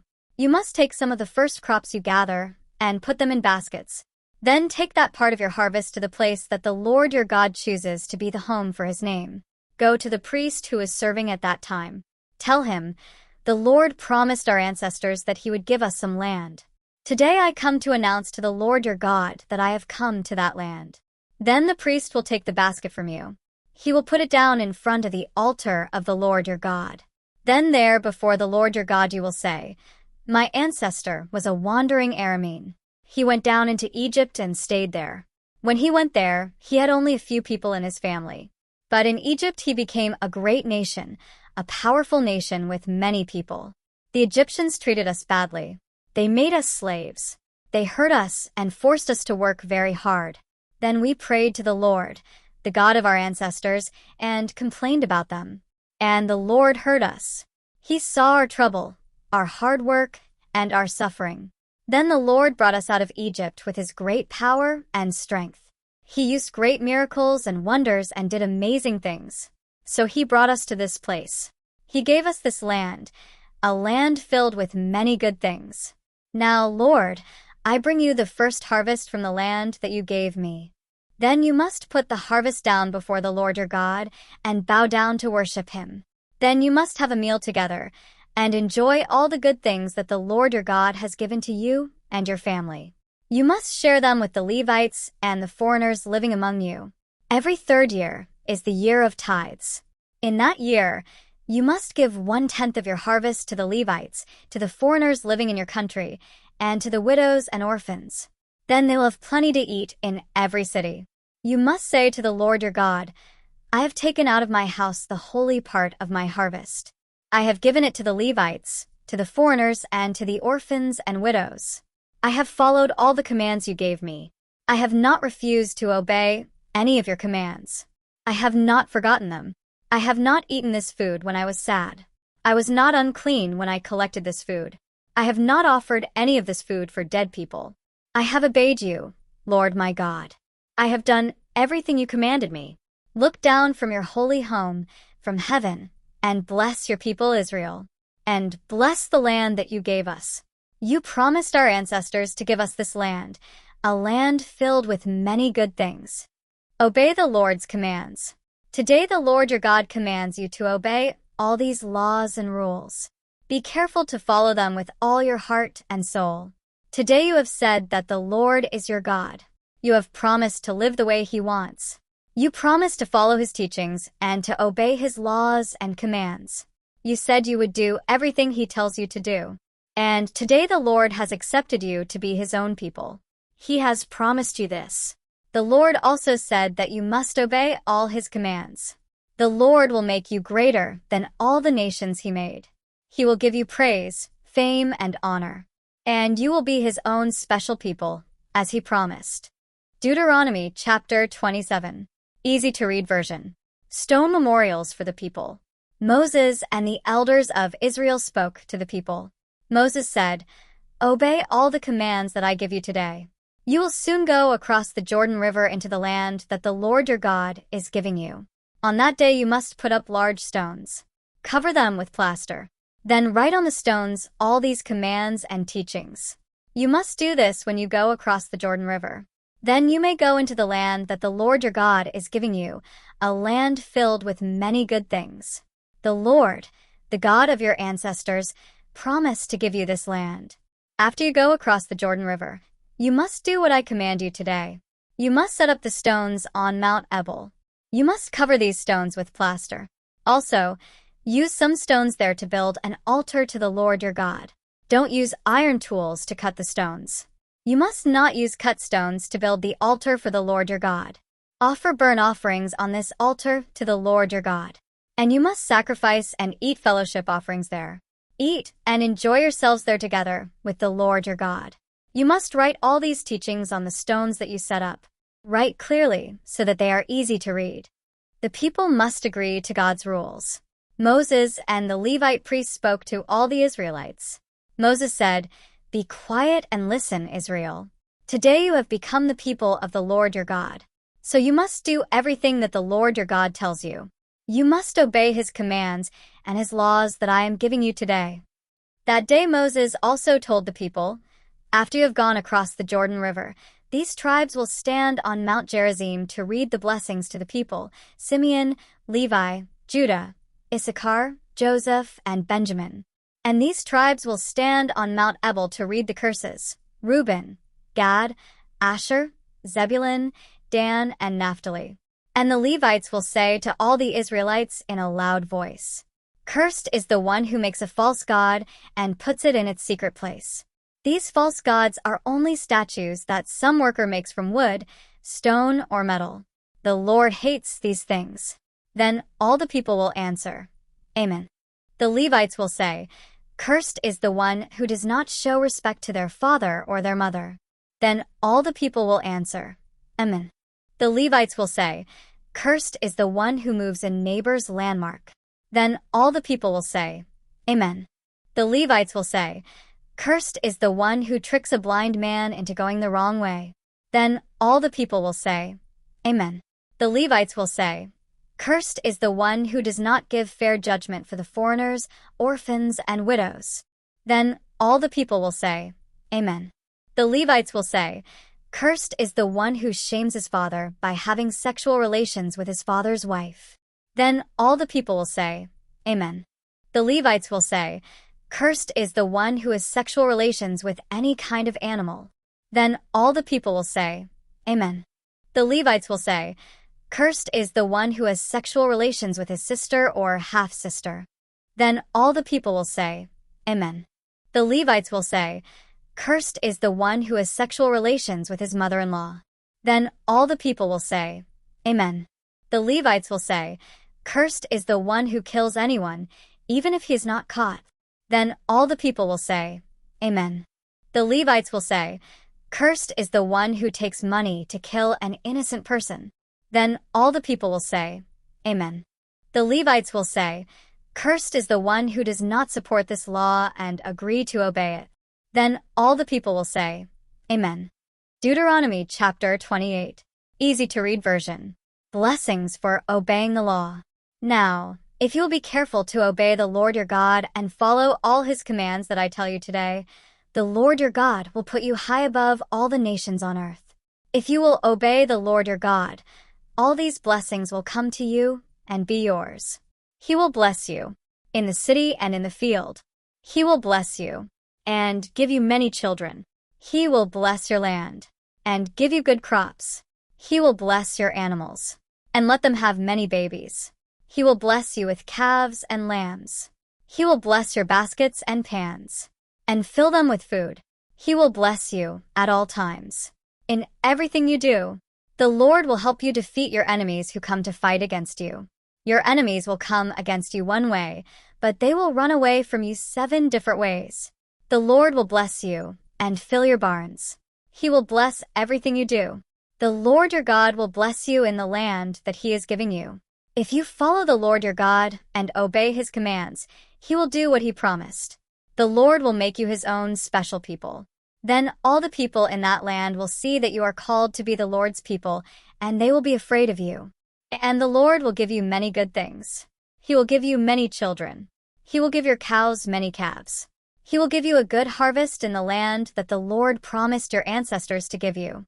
The Lord will open his storehouse, where he keeps his rich blessings. He will send rain at the right time for your land. He will bless everything you do. You will have money to lend to many nations, and you will not need to borrow anything from them. The Lord will make you be like the head, not the tail.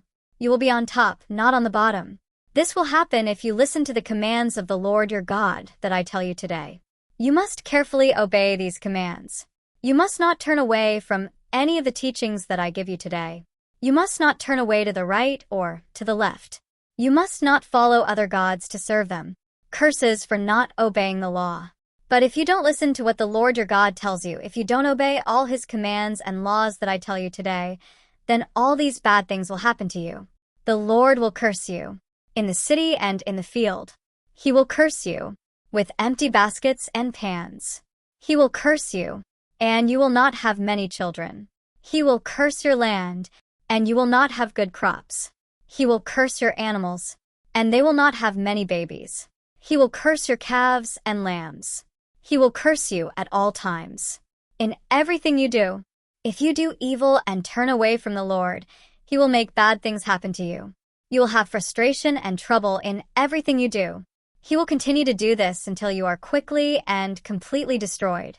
He will do this because you turned away from him and left him.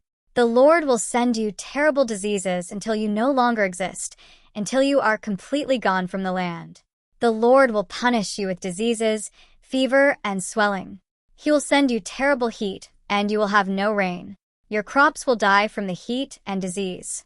All these bad things will happen until you are destroyed. There will be no clouds in the sky. The sky will look like polished brass, and the ground under you will be hard like iron.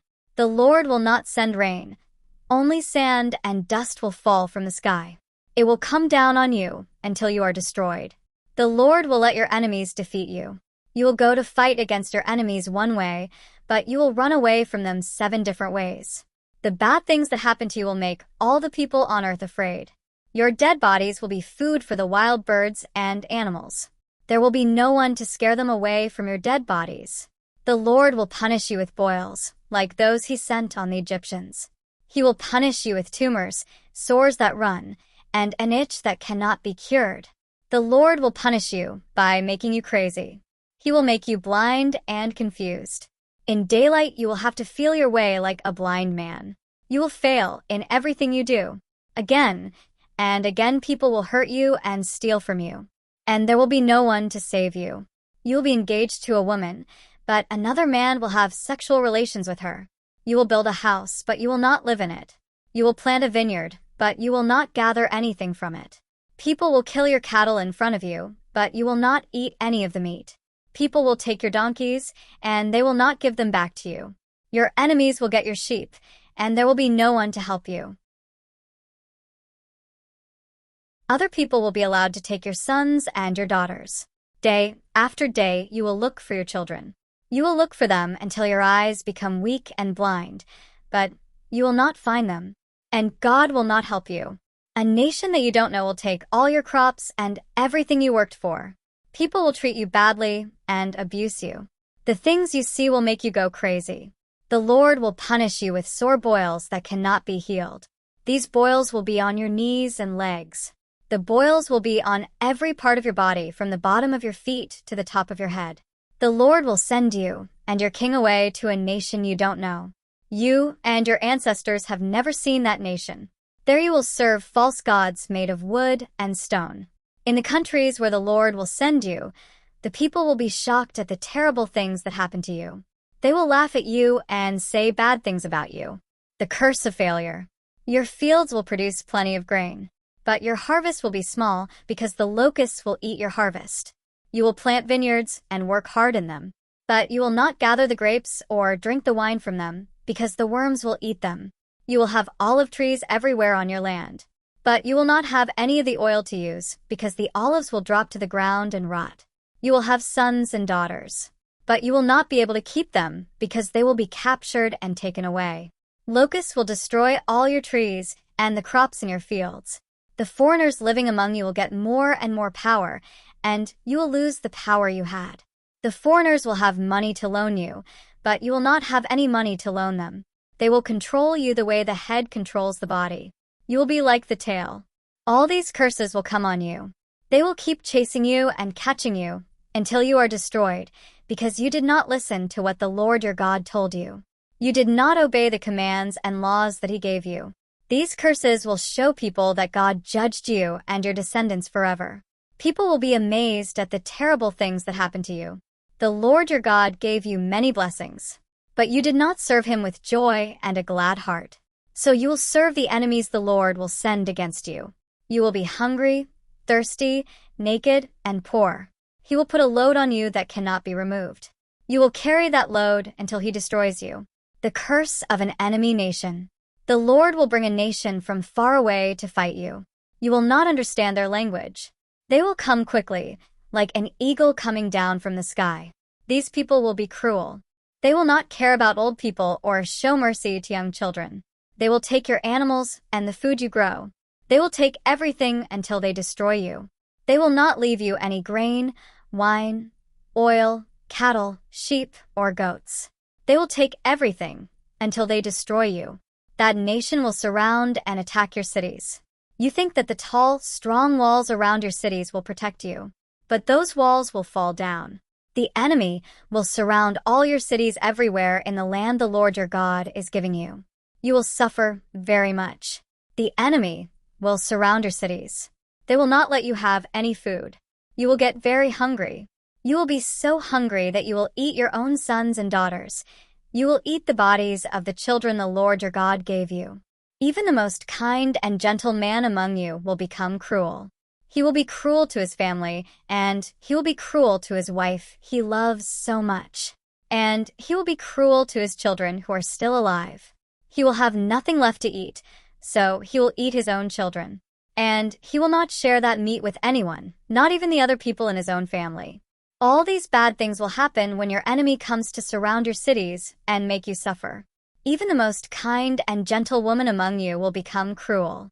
She might be a lady so gentle and delicate that she never put her feet on the ground to walk anywhere. But she will become cruel to her husband she loves so much. And she will be cruel to her own son and daughter. She will hide and give birth to a baby. And she will eat the baby and everything that comes out of her body with it. All these bad things will happen when your enemy comes to surround your cities and make you suffer. You must obey all the commands and teachings that are written in this book. And you must respect the wonderful and awesome name of the Lord your God.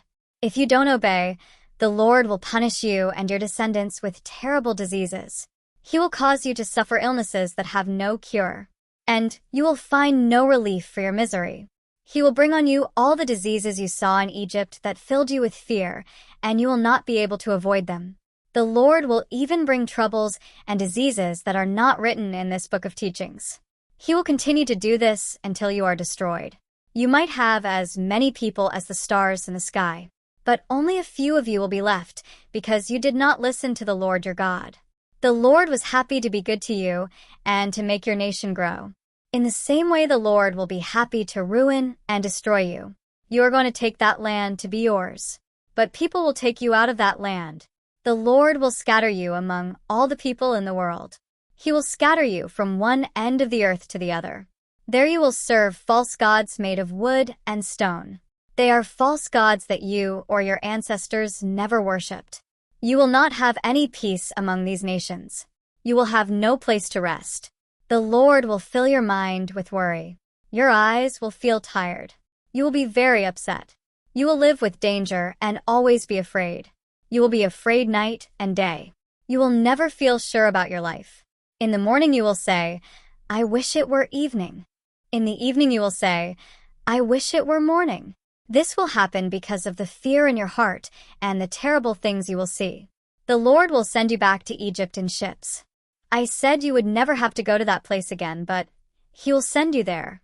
In Egypt you will try to sell yourselves as slaves to your enemies, but no one will buy you. Deuteronomy chapter 29.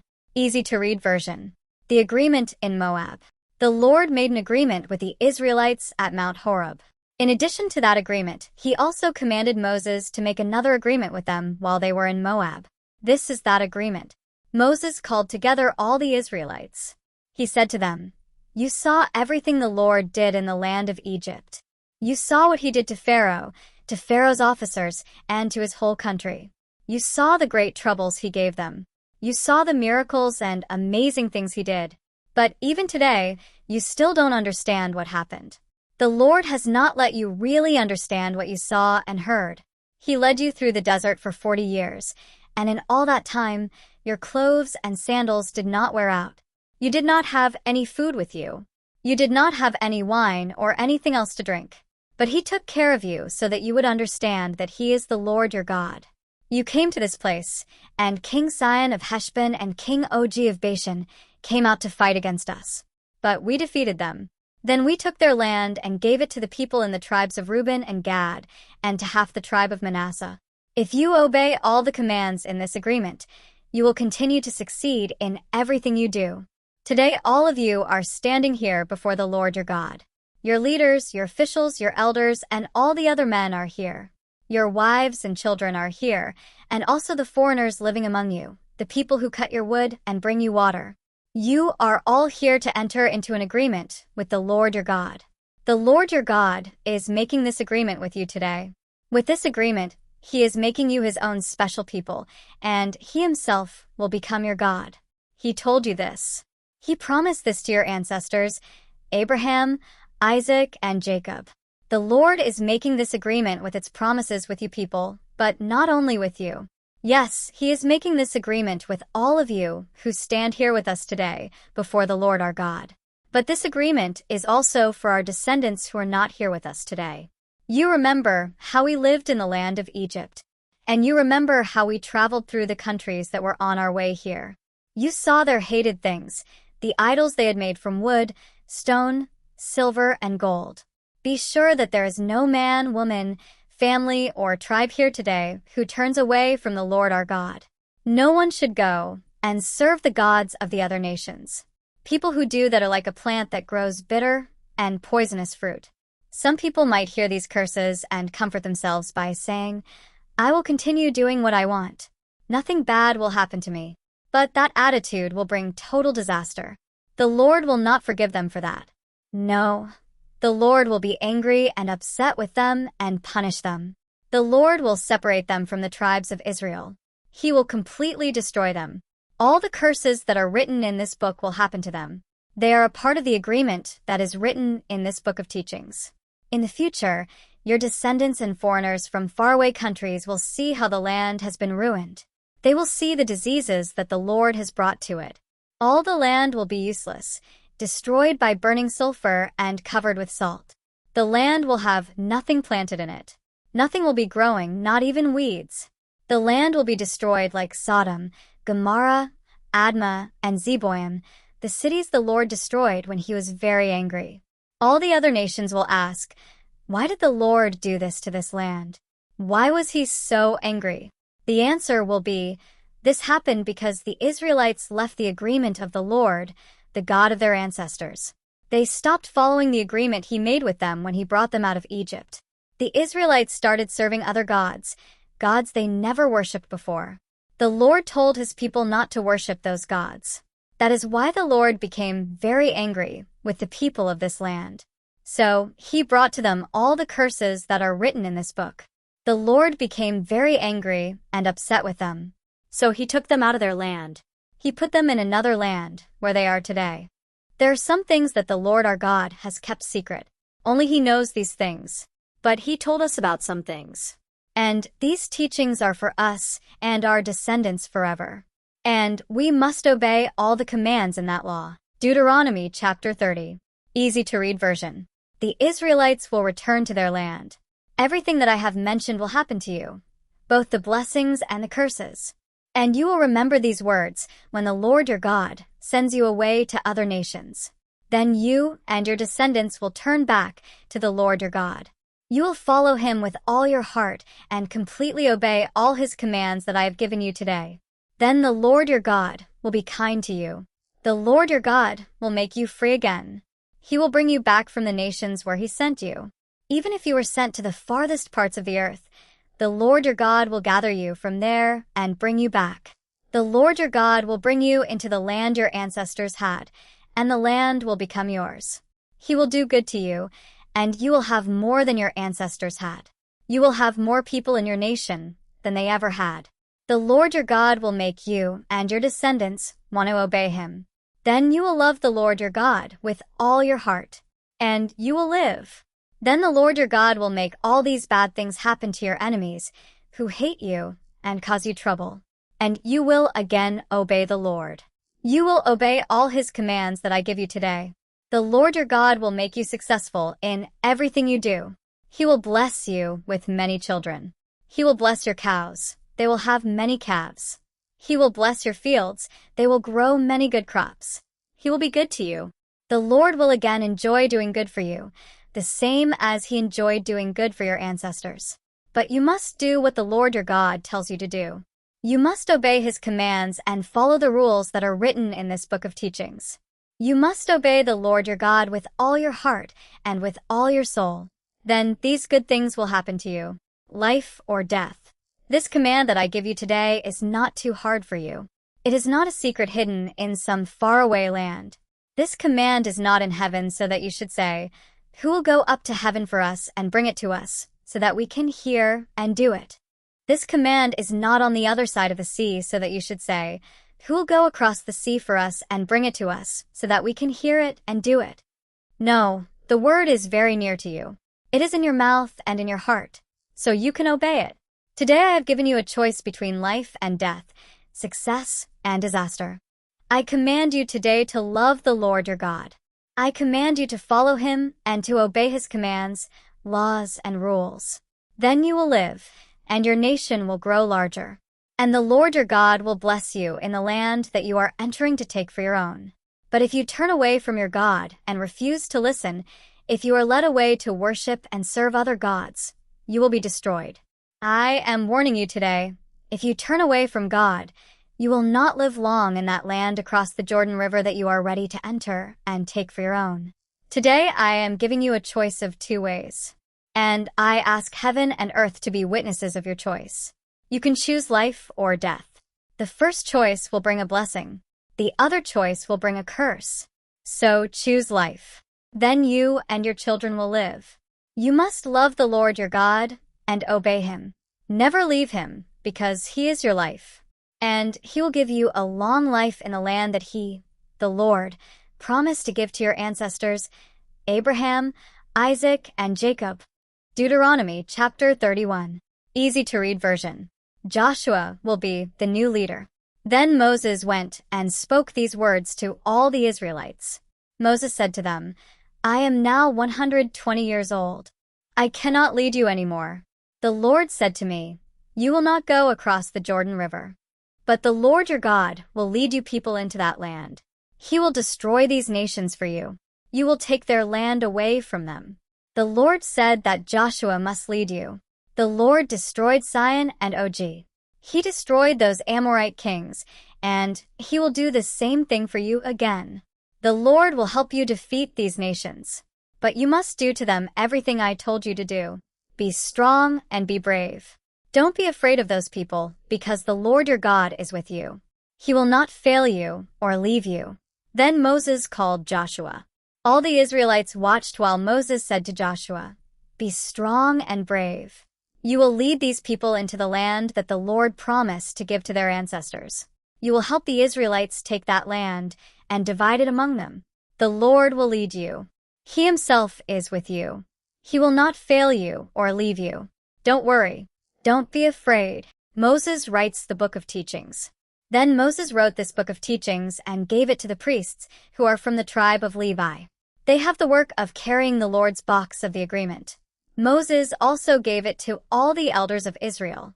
Then Moses spoke to the leaders. He said, At the end of every 7 years, in the year of freedom, read these teachings at the Festival of Shelters. At that time all the Israelites must come to meet with the Lord your God at the special place he will choose. Then you must read the teachings to the people, so that they can hear them. Bring together all the people, the men, the women, the little children, and the foreigners living in your cities. They will hear the teachings, and they will learn to respect the Lord your God. Then they will be able to do everything in this book of teachings. If their descendants don't know the teachings, they will hear them, and they will learn to respect the Lord your God. They will respect him as long as you live in your country. You will soon go across the Jordan River and take that land to be your own. The Lord calls Moses and Joshua.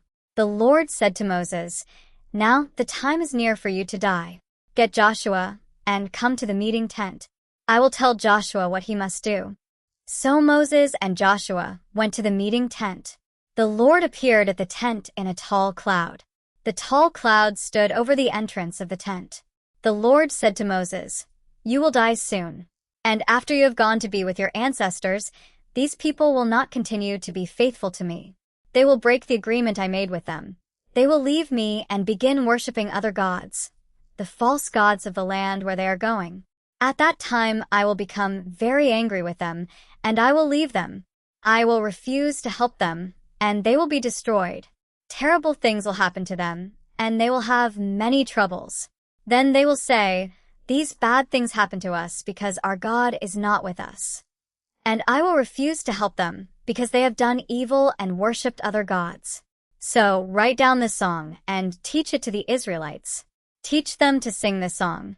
Then this song will be a witness for me against the Israelites. I will take them into the land that I promised to give to their ancestors, a land filled with many good things. And they will have all they want to eat. They will have a rich life. But then they will turn to other gods and serve them. They will turn away from me and break my agreement. Then many terrible things will happen to them. They will have many troubles. At that time their descendants will still know this song, and it will show them how wrong they are. I have not yet taken them into the land I promised to give them, but I already know what they are planning to do there. So that same day Moses wrote down the song and taught it to the Israelites. Then the Lord spoke to Joshua son of Nun and said, Be strong and brave. You will lead the Israelites into the land I promised them, and I will be with you. Moses warns the Israelites. Moses carefully wrote all these teachings in a book. When he finished, he gave a command to the Levites. These men carry the Lord's box of the agreement. Moses said, Take this book of teachings and put it by the side of the box of the agreement of the Lord your God. Then it will be a witness against you. I know you are very stubborn. I know you want to live your own way. Look, you refused to obey the Lord while I was with you. So I know you will refuse to obey him after I die. Bring together all the officers and leaders of your tribes. I will tell them these things, and I will call heaven and earth to be witnesses against them. I know that after my death you will become evil. You will turn from the way I commanded you to follow. Terrible things will happen to you in the future because you want to do what the Lord says is wrong. You will make him angry because of the evil things you do. The Song of Moses. All the Israelites were gathered together, and Moses sang this whole song for them. Deuteronomy chapter 32. Easy to read version. Skies, listen, and I will speak. Earth, hear the words of my mouth. My teachings will come like the rain, like a mist falling to the ground, like a gentle rain on the soft grass, like rain on the green plants. Praise God.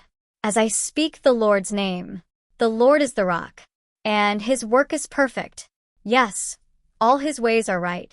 God is true and faithful. He is good and honest. And you are not really his children. You are completely unfaithful to him. You are crooked liars. Is this the way you repay the Lord for all he has done for you? You are stupid, foolish people. He is your Father and your Creator. He made you, and he supports you. Remember the days of the past. Think about what happened so long ago. Ask your father. He will tell you. Ask your leaders. They will tell you. God Most High separated the people on earth and gave each nation its land. He set up borders for all people. He made as many nations as there are angels. The Lord chose his people to be his own. The people of Jacob belonged to him. The Lord found them in the desert, in an empty, windy land. He surrounded them and watched over them. He protected them like the pupil of his eye, like an eagle when she makes her young leave the nest to fly. She stays close to them, ready to help. She spreads her wings to catch them when they fall, and carries them to a safe place. The Lord alone led his people. They had no help from any foreign god. The Lord helped them take control of the hill country. They took the harvest in the fields. He gave them honey from the cliffs, and olive oil from the rocky ground. He gave his people butter from the herd and milk from the flock. He gave them lambs and goats. They had the best rams from Bashan and the finest wheat.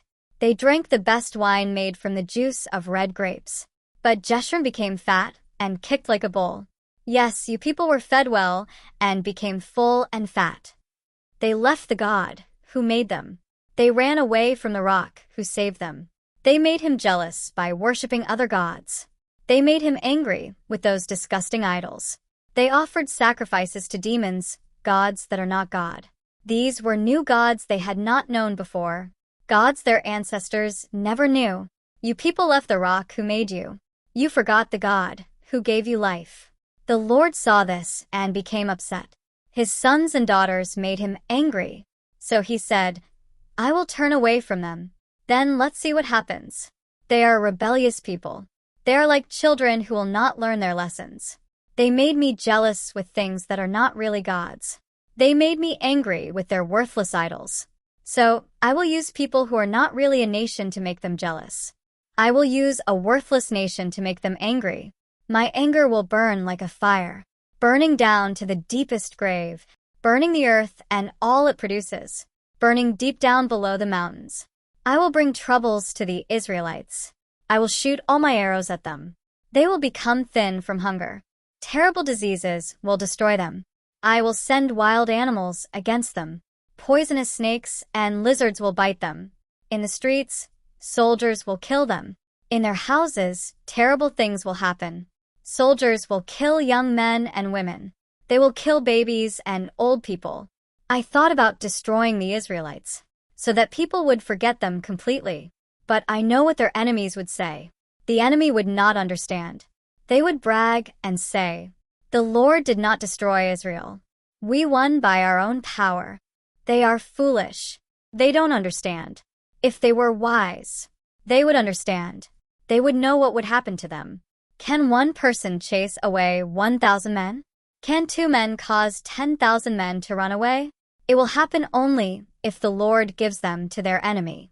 This will happen only if their rock sells them like slaves. The rock of our enemies is not strong like our rock. Even our enemies know that.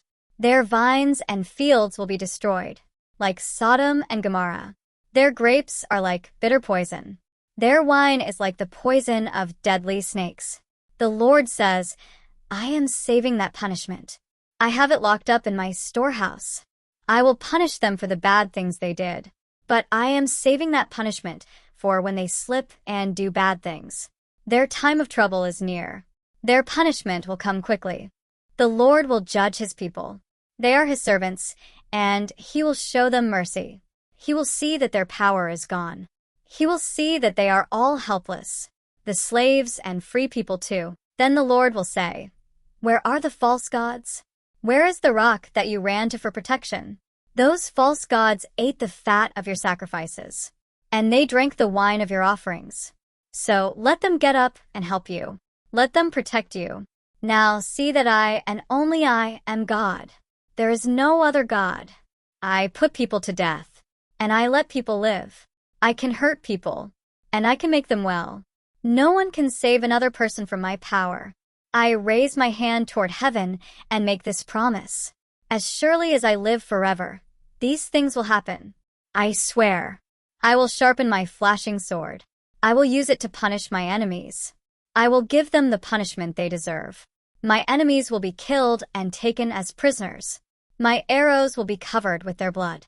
My sword will cut off the heads of their soldiers." The whole world should be happy for God's people. God punishes people who kill his servants. He gives his enemies the punishment they deserve.